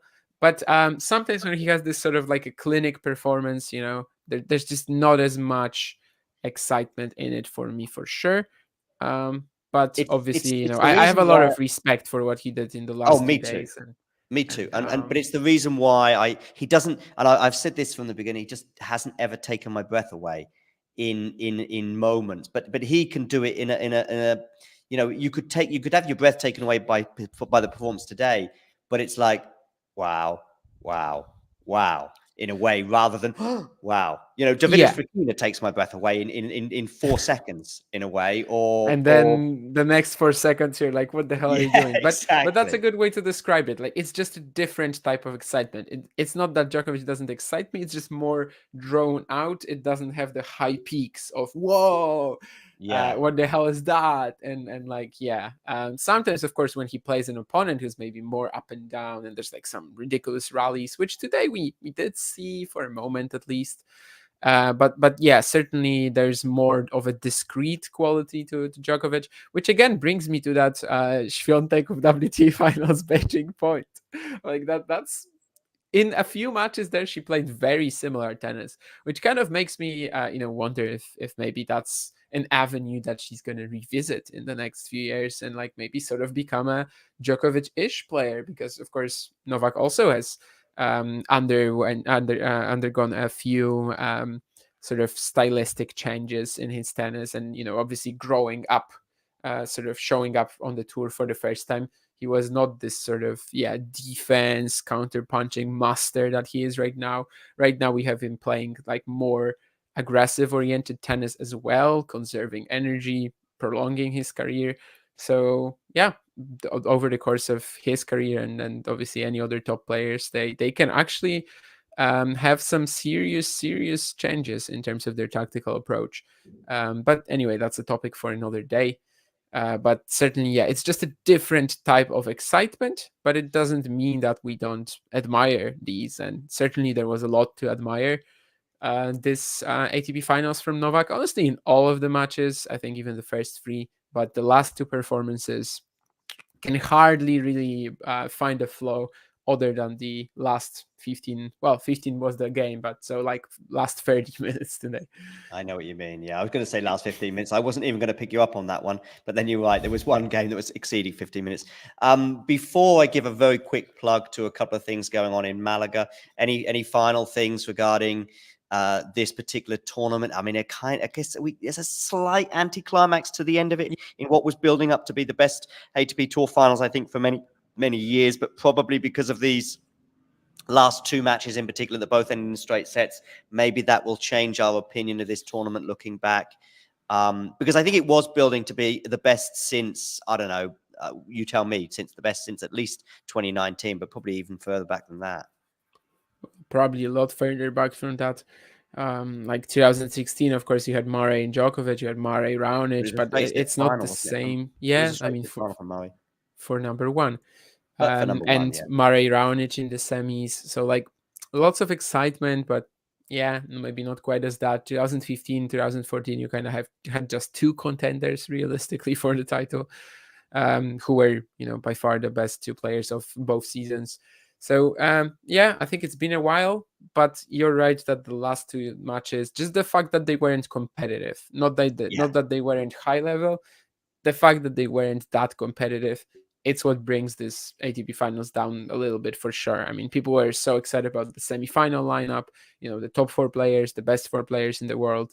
And eventually we kind of get one good set between Sinner and Medvedev. Well, good. No, again, not in terms of the quality, in terms of the competitiveness. Competitiveness, yeah. Because actually Sinner played a great third set, but Daniel didn't, so. Yeah.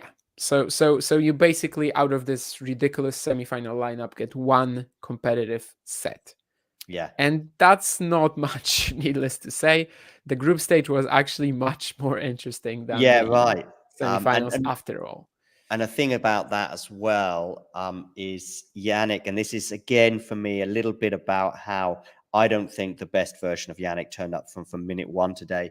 And I feared it as well. I said it on the stream 5 minutes before the match started. I was emphasizing how well he'd been serving over the last 7 days and how well he's been serving over the last 3 months and blah, blah, blah. I mean, a lot's been made of that. I don't need to go into that because I think everyone's been talking about it, and rightly so.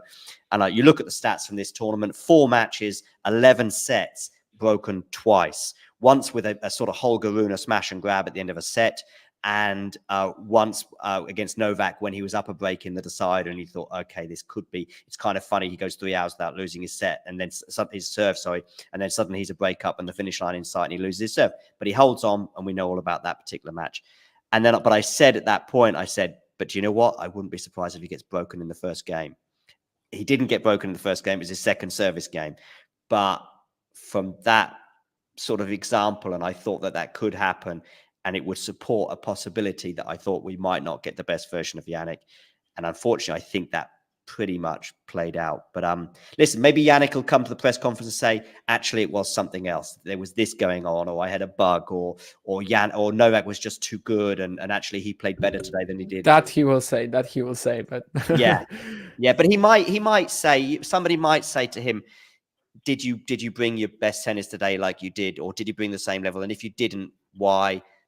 Maybe somebody might ask him that. And I don't think I'll ask him in Malaga, because you kind of get, and rightly so, people get very annoyed if you ask questions at Davis Cups about Turin. I managed to get away with it with Von Drusova, I think, because it was towards the end of a press conference and she'd already won her match, and I got away with asking her some sort of WTA finals questions and got good quotes as a result. But you've got to find the right time and moment for that. But I'm hoping phrasing matters a lot, right? Phrasing too. If you sort of try and bring in the Davis Cup to it, you go, that performance today reminded me of,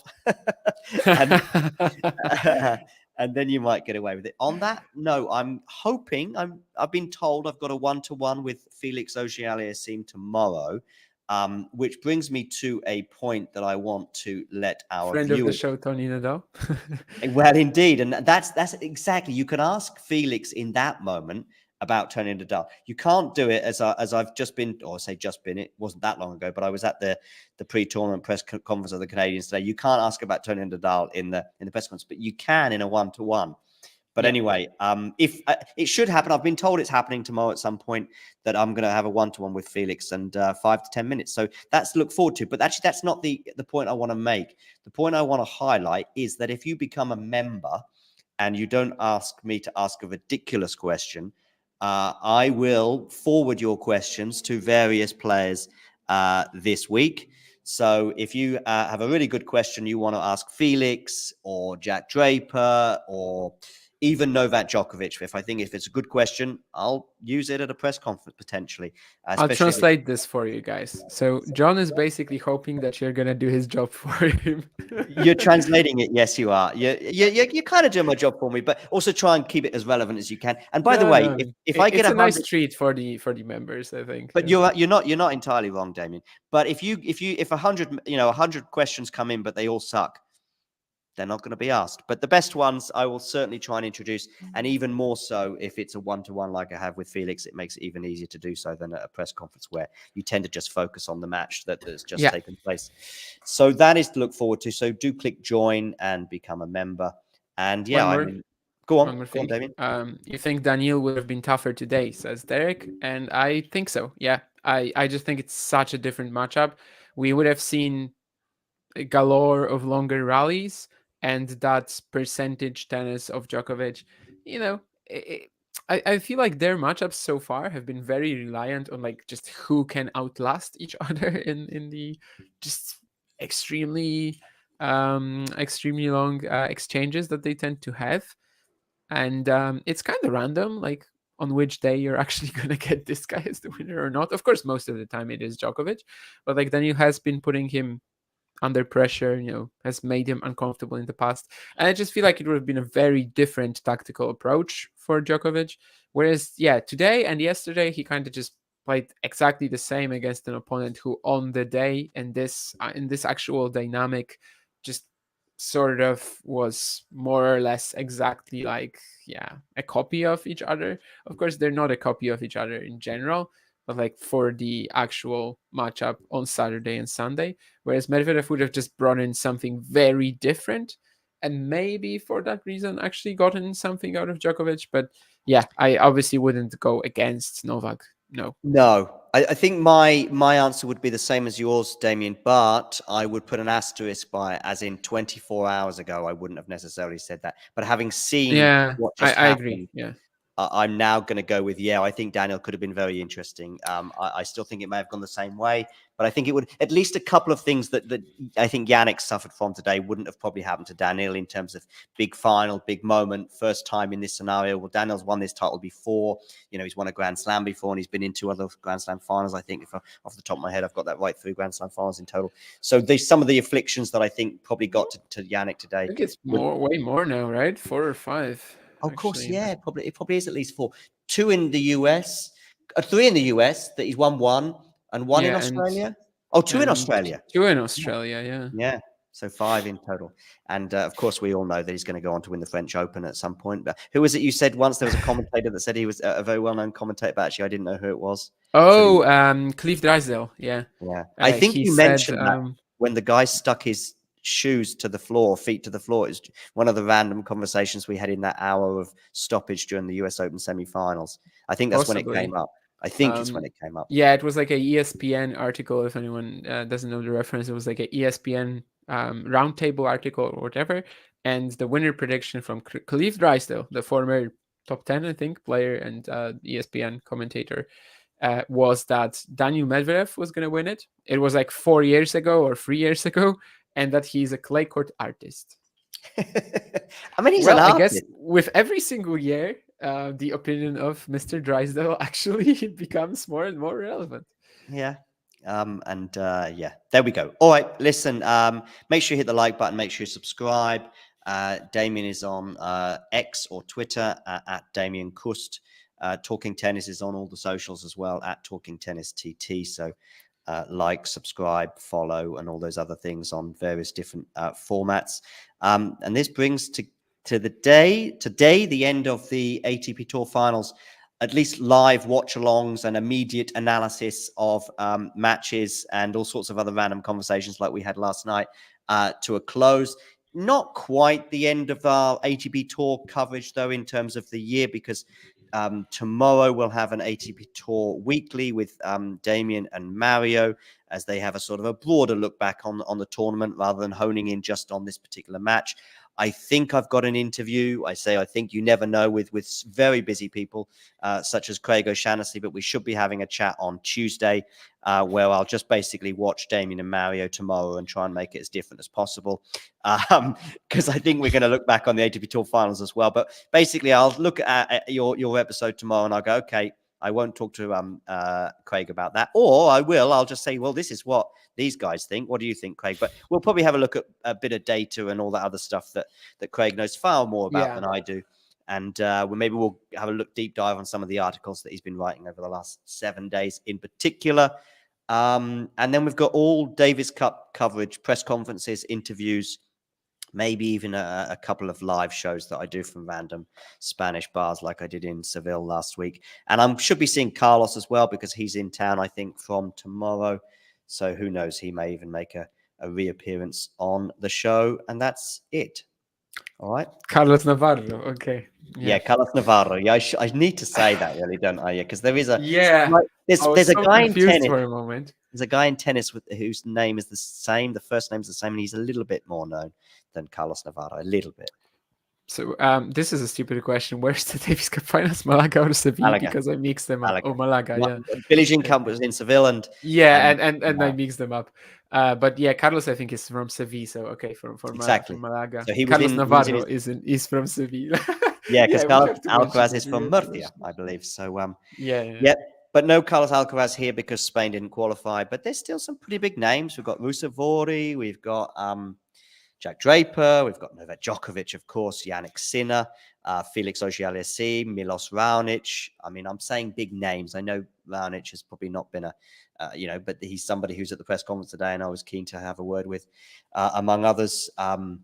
Diallo was there at the press conference. I remember a good win he had over Dan Evans a few weeks or a few months ago. I think it was maybe in Cincinnati. Wasn't that Pospisil. just Davis Cup though? Say again?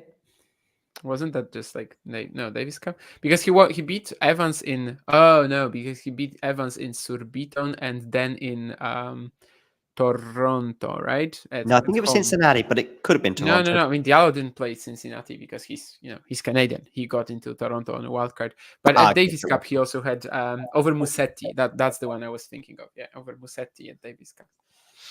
Yeah, because he was part of the winning team last year, and they were talking about that among other things. Evans he defeated twice this year. One in Surbiton and one in Toronto. Yeah. That's a good question. I mean, Czechs are obviously here, and Yeah. I see no reason why. It's like what, Lehečka, Pavlášek, Menšík, and who am I forgetting? Mahach?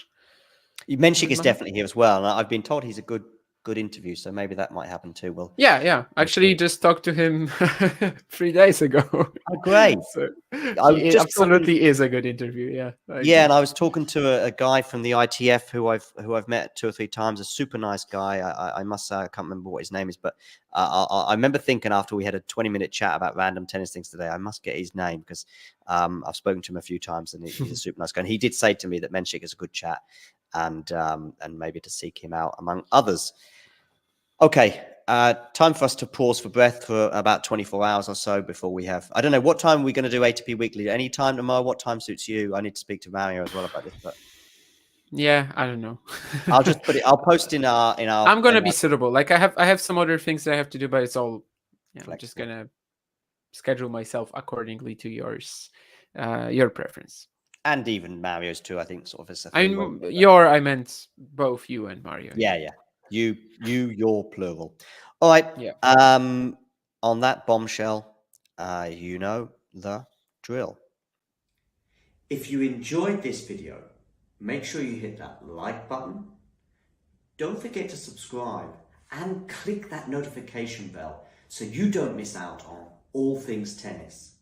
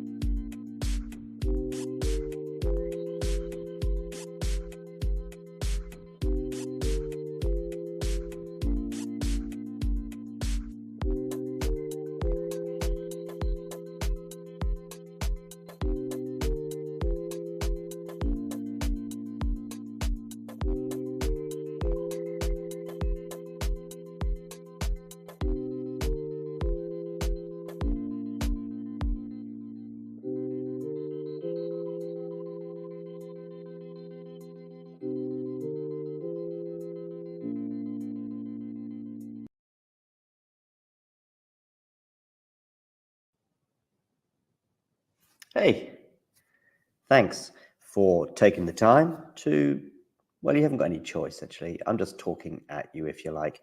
But I'm here also to present to you why I think it's not a bad idea and not that expensive as well if you become a member. And this is how you can do it, and this is what you can gain. So if we look here at the Talking Tennis sort of home page, if you like, on YouTube, we can see this little button here which says join. It is also pinned in the live chat as well, and you can also, I think, see it just below most of our videos, certainly the live ones and so on. Now, why is it a good idea to join and become a member? Well, in the live chat, you can add little funny things, you can add emojis and all sorts of things, but possibly more importantly, you can get to access some live videos, such as this one here, where we look back on the last sort of few moments from the Billie Jean King Cup. So there are little bonuses such as this one, but there are many, many more. And in fact, if we have a quick look at all of the members only stuff, I repeat, you will see very, very quickly some of the top stuff that we've had for members only over the last 12 months since the channel began. Remember, these videos are for members only. You can become a member from as little as about $2 a month, €2 a month, £2 a month, something like that. There are various different things. Oh, and by the way, you'll also be supporting the channel. So it's a win-win-win-win scenario.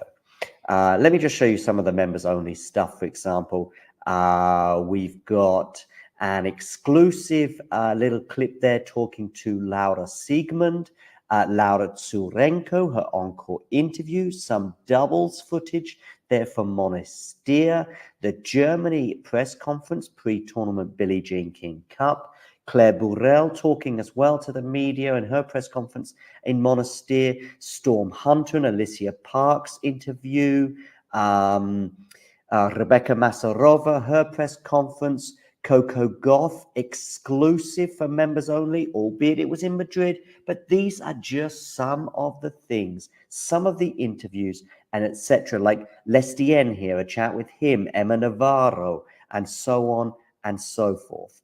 So many little bonus videos available for just €2 a month. So, what are you waiting for? Become a member. Or don't. It's okay.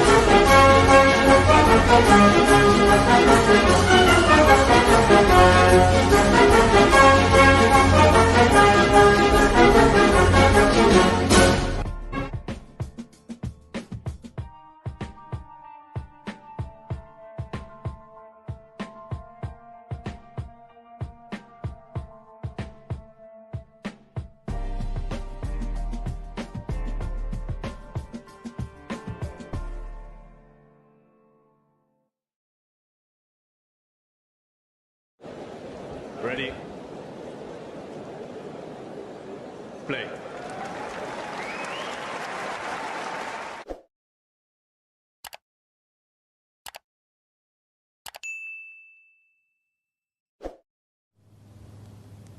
Emma Raducanu has given an interview with the BBC where she's outlined her plans to return from injury, when that will be.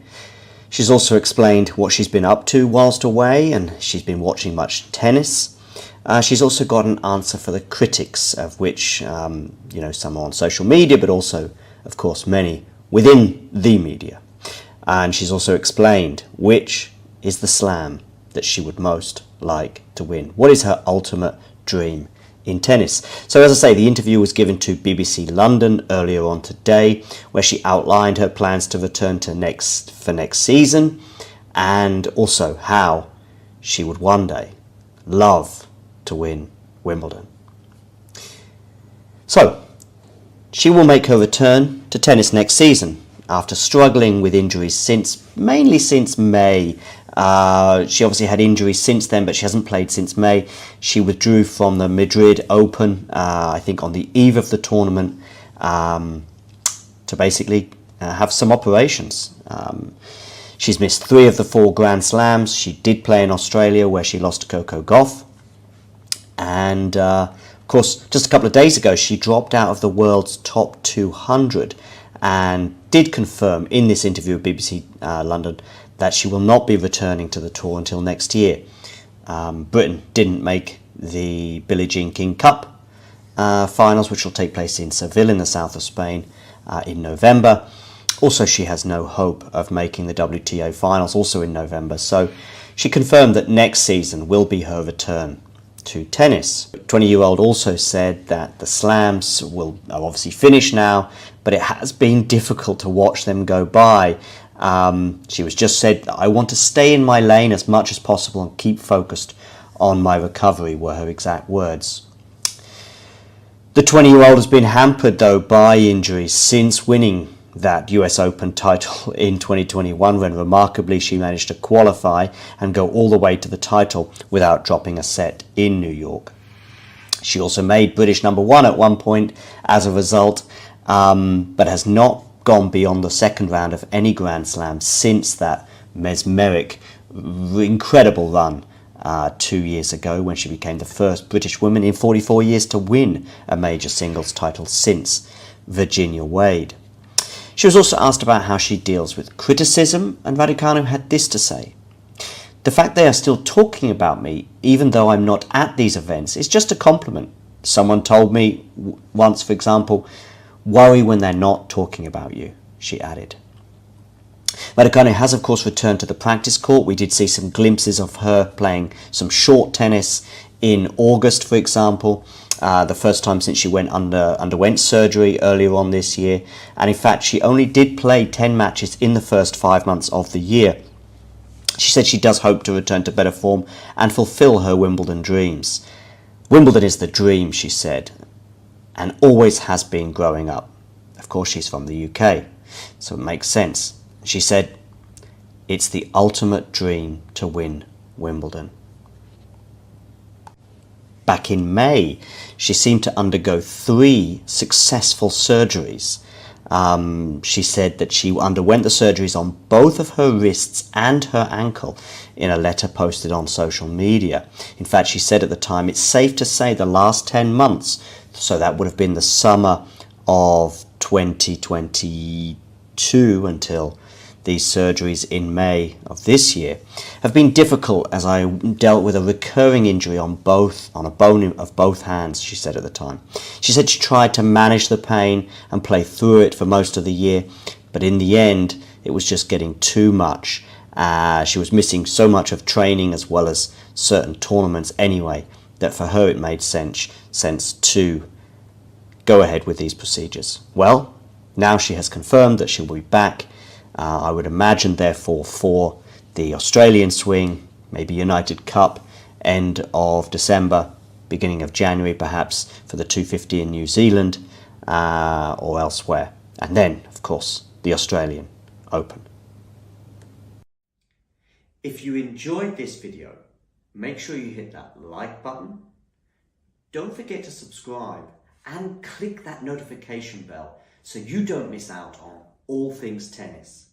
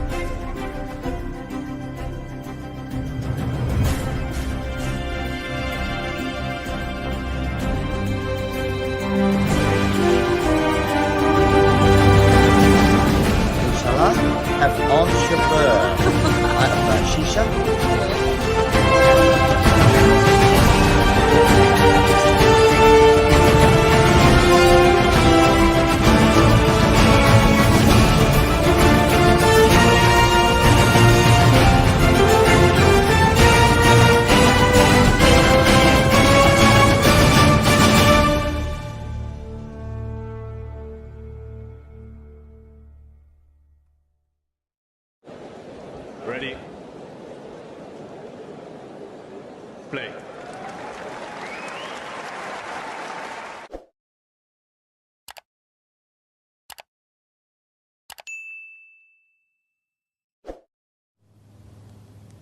Emma Raducanu has given an interview with the BBC where she's outlined her plans to return from injury, when that will be.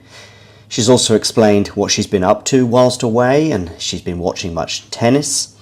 She's also got an answer for the critics, of which some are on social media, but also, of course, many within the media. And she's also explained which is the slam that she would most like to win. What is her ultimate dream in tennis? So as I say, the interview was given to BBC London earlier on today, where she outlined her plans to return to next season, and also how she would one day love to win Wimbledon. So she will make her return to tennis next season after struggling with injuries mainly since May. She obviously had injuries since then, but she hasn't played since May. She withdrew from the Madrid Open, I think on the eve of the tournament, to basically have some operations. She's missed 3 of the 4 Grand Slams. She did play in Australia where she lost to Coco Gauff. And of course, just a couple of days ago, she dropped out of the world's top 200 and did confirm in this interview with BBC London that she will not be returning to the tour until next year. Britain didn't make the Billie Jean King Cup finals, which will take place in Seville in the south of Spain in November. Also, she has no hope of making the WTA finals, also in November. So she confirmed that next season will be her return to tennis. 20-year-old also said that the slams are obviously finished now, but it has been difficult to watch them go by. She was just said, "I want to stay in my lane as much as possible and keep focused on my recovery," were her exact words. The 20-year-old has been hampered, though, by injuries since winning that US Open title in 2021, when remarkably she managed to qualify and go all the way to the title without dropping a set in New York. She also made British #1 at one point as a result, but has not gone beyond the second round of any Grand Slam since that mesmeric, incredible run 2 years ago, when she became the first British woman in 44 years to win a major singles title since Virginia Wade. She was also asked about how she deals with criticism, and Raducanu had this to say: "The fact they are still talking about me, even though I'm not at these events, is just a compliment. Someone told me once, for example, 'Worry when they're not talking about you,'" she added. Raducanu has, of course, returned to the practice court. We did see some glimpses of her playing some short tennis in August, for example, the first time since she underwent surgery earlier on this year. And in fact, she only did play 10 matches in the first 5 months of the year. She said she does hope to return to better form and fulfill her Wimbledon dreams.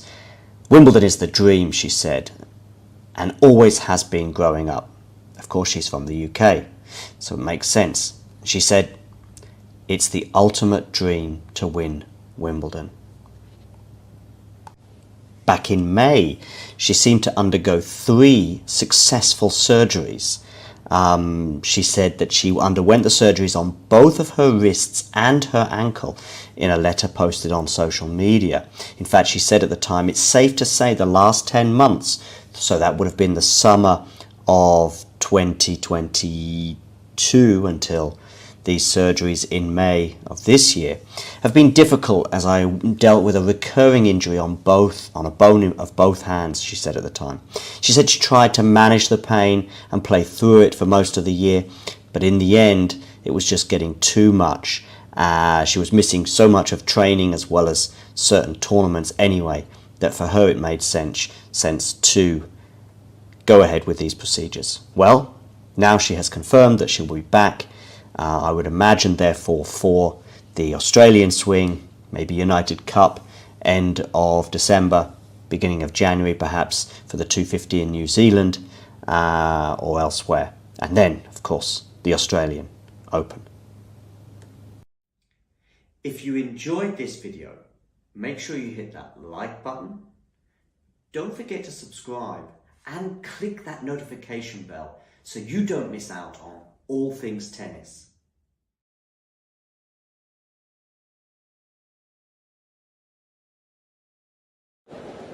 Ready? Play. Cool. Hi, we are here again in Monastir. It's my first time here, but of course it's the second time that we've had the tournament here. And I'm with the president of the Tunisian Tennis Federation. Firstly, can you just introduce yourself? I'm Salma. I am doctor in sports psychology. I teach in the High University of Sports, and I am the president of Tunisian Tennis Federation. I'm also member in the board of ITF. I represent Africa. Nice. Tell me, how has it been this year, for example, compared to last year? Last year was the first version, so now you're an expert at hosting a tennis tournament.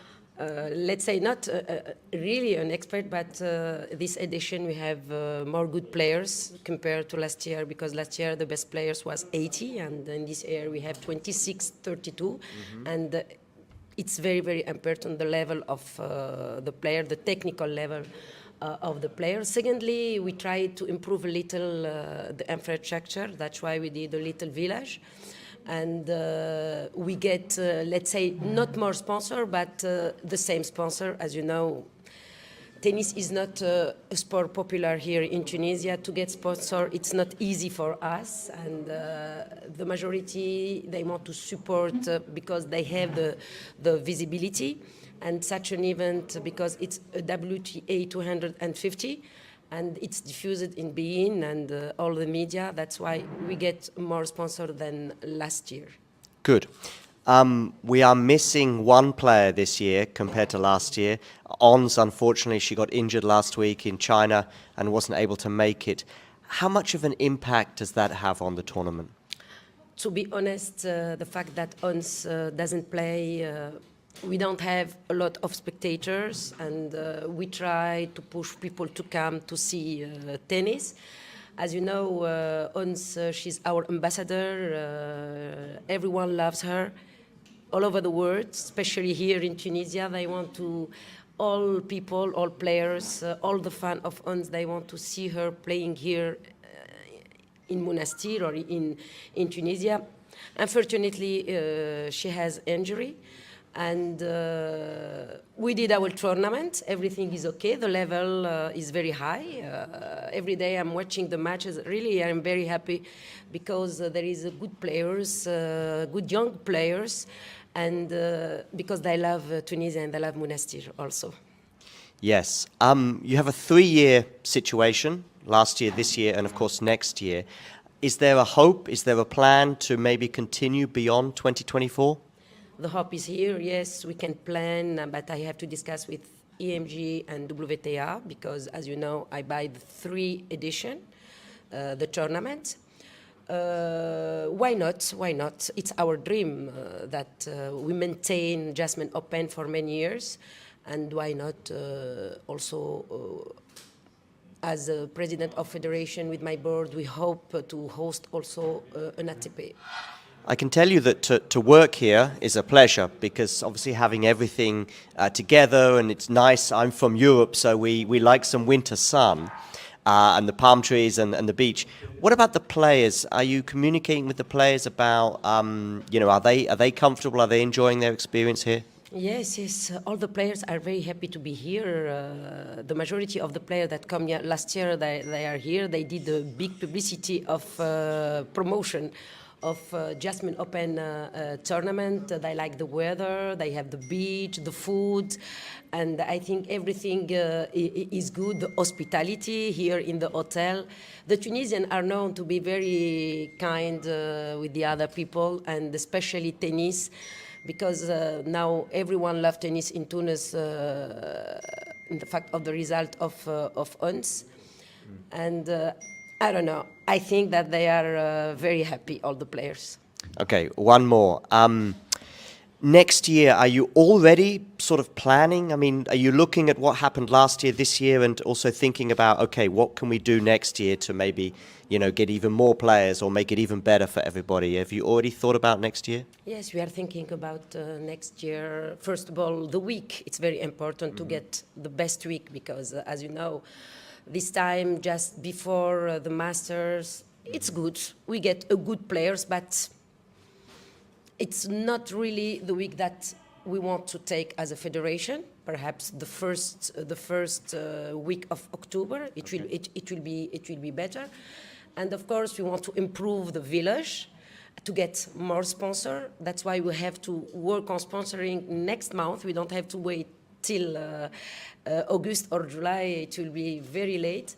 And yes, why not invite players in top 10 if Ons will not play or if Ons is not here. As you know, in sport there is always injury and we cannot control our player.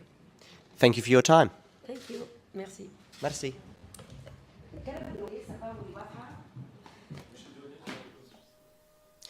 If you enjoyed this video, make sure you hit that like. Ready? Play.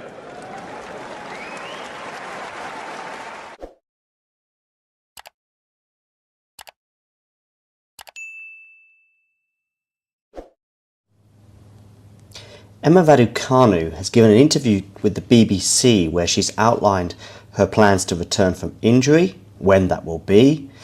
She's also explained what she's been up to whilst away, and she's been watching much tennis. She's also got an answer for the critics, of which, some are on social media, but also, of course, many within the media. And she's also explained which is the slam that she would most like to win. What is her ultimate dream in tennis? So as I say, the interview was given to BBC London earlier on today, where she outlined her plans to return to next season, and also how she would one day love to win Wimbledon. So she will make her return to tennis next season after struggling with injuries mainly since May. She obviously had injuries since then, but she hasn't played since May. She withdrew from the Madrid Open, I think on the eve of the tournament, to basically have some operations. She's missed 3 of the 4 Grand Slams. She did play in Australia, where she lost to Coco Gauff. And, of course, just a couple of days ago, she dropped out of the world's top 200 and did confirm in this interview with BBC London that she will not be returning to the tour until next year. Britain didn't make the Billie Jean King Cup finals, which will take place in Seville in the south of Spain in November. Also, she has no hope of making the WTA finals, also in November. So she confirmed that next season will be her return to tennis. 20-year-old also said that the slams are obviously finished now, but it has been difficult to watch them go by. She was just said, "I want to stay in my lane as much as possible and keep focused on my recovery," were her exact words. The 20-year-old has been hampered though by injuries since winning that US Open title in 2021, when remarkably she managed to qualify and go all the way to the title without dropping a set in New York. She also made British #1 at one point as a result, but has not gone beyond the second round of any Grand Slam since that mesmeric, incredible run 2 years ago, when she became the first British woman in 44 years to win a major singles title since Virginia Wade. She was also asked about how she deals with criticism, and Raducanu had this to say: "The fact they are still talking about me, even though I'm not at these events, is just a compliment. Someone told me once, for example, 'Worry when they're not talking about you,'" she added. Raducanu has, of course, returned to the practice court. We did see some glimpses of her playing some short tennis in August, for example, the first time since she underwent surgery earlier on this year. And in fact, she only did play 10 matches in the first 5 months of the year. She said she does hope to return to better form and fulfill her Wimbledon dreams. "Wimbledon is the dream," she said, "and always has been growing up." Of course, she's from the UK, so it makes sense. She said, "It's the ultimate dream to win Wimbledon." Back in May, she seemed to undergo 3 successful surgeries. She said that she underwent the surgeries on both of her wrists and her ankle in a letter posted on social media. In fact, she said at the time, "It's safe to say the last 10 months, so that would have been the summer of 2022 until these surgeries in May of this year, have been difficult as I dealt with a recurring injury on a bone of both hands," she said at the time. She said she tried to manage the pain and play through it for most of the year, but in the end it was just getting too much. She was missing so much of training as well as certain tournaments anyway, that for her it made sense to go ahead with these procedures. Well, now she has confirmed that she'll be back. I would imagine, therefore, for the Australian swing, maybe United Cup, end of December, beginning of January, perhaps, for the 250 in New Zealand or elsewhere. And then, of course, the Australian Open. If you enjoyed this video, make sure you hit that like button. Don't forget to subscribe and click that notification bell so you don't miss out on all things tennis. Ready? Play.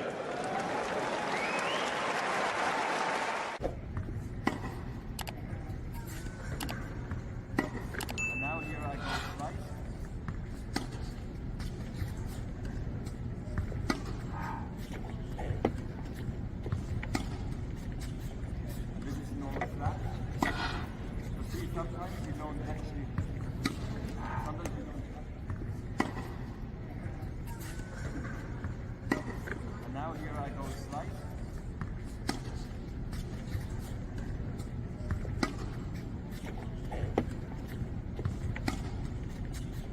And this is normal flat.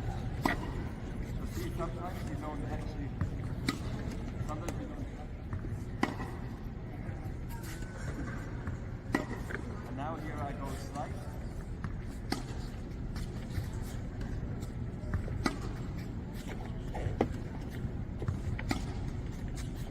And this is normal flat. So see, sometimes you don't actually. Sometimes you don't. If you enjoyed this video, make sure you hit that like button. Don't forget to subscribe and click that notification bell so you don't miss out on all things tennis.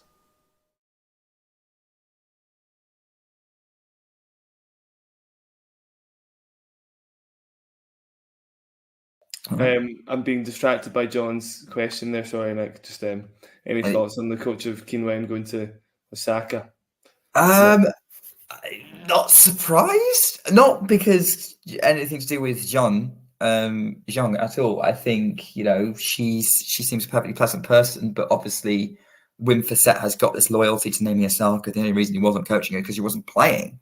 So maybe it's a little bit of a slap in the face for Zhang Qinwen, who maybe was hoping for a more long-term relationship. But I think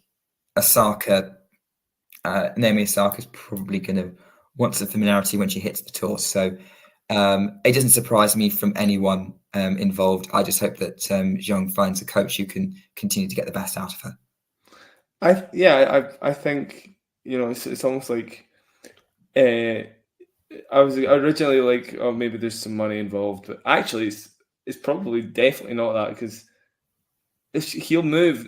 He might not even be getting as much money. You don't know. The point is, coaches have got to go with people that they have a bit of a connection with, that they can speak to. So it's not all about just like, oh, you got to do this with your forehand, this with your backhand, especially at that level. You know, everybody knows how to play tennis. So there's a lot more at stake, especially with a player like Naomi Osaka, who probably isn't looking for somebody to tell her, you know, do this and that in the court. It's probably more about everything else this is going on, right? She just needs somebody she can bounce off. And obviously, if she's been dealing with depression off the court, coming back into the scene is probably quite likely she absolutely needs the right people around her. So I'm sure there was, you know, a lot of stuff said between her and Wim Fissette before he made the move, and eventually that seemed like the natural choice. I don't think there's... And I was just surprised that Qinwen was so shot down by it, I guess. But maybe there was a bit of lost in translation there. You know, maybe it all kind of happened so quickly. And from what I've seen, Wim Fissette's a nice guy. So, obviously at the end of the day, it is a business. But also, if it makes sense to go with Naomi Osaka because you click, then just do that. I don't think there's much more to it, Nick. Definitely. Yeah. Exactly. Yeah, let's not really touch into it. Zhang has clearly taken some of it the wrong way, but we've seen, and you're absolutely right. It's less about, you know, it's about having a great rapport. I mean, look at Tom Hill stayed with Maria Sakkari for so long, and he continues to get the best out of her because of they get on and they trust each other. And same thing seems to be developing with Goff and Gilbert at the minute, given the way she's been talking about him in press. Yeah, I think that's kind of that is what you need. It's less about that. So we'll see how it goes. But I think that's all the tennis that we can talk for the minute. So thanks for coming on at this late hour, Jack. Really appreciate talking WTA Weekly with you. And I'm excited to see. I think we're both excited to see what happens with Beijing the rest of this week. Yeah, great to talk to you, Nick. And the lineup's fantastic. So I'm pretty excited too. Should be good. All right. Well, let us know what you think about the tour. I'll be back to next week to kind of run down the other big results that's happened sort of after the first round and maybe who even won the tournament in Beijing. But we will keep your eyes peeled for ATP Weekly, which will be going out after the finals this week in Astana and the other place, which I've forgotten, but I don't follow that tour very closely, so we're okay. But yeah, keep an eye out for Marion Damien show on Tuesday, and I will see you next week. But until then, keep talking tennis. If you enjoyed this video, make sure you hit that like button. Don't forget to subscribe and click that notification bell so you don't miss out on all things tennis. Hey, thanks for taking the time to, well, you haven't got any choice actually. I'm just talking at you if you like. But I'm here also to present to you why I think it's not a bad idea and not that expensive as well if you become a member. And this is how you can do it, and this is what you can gain.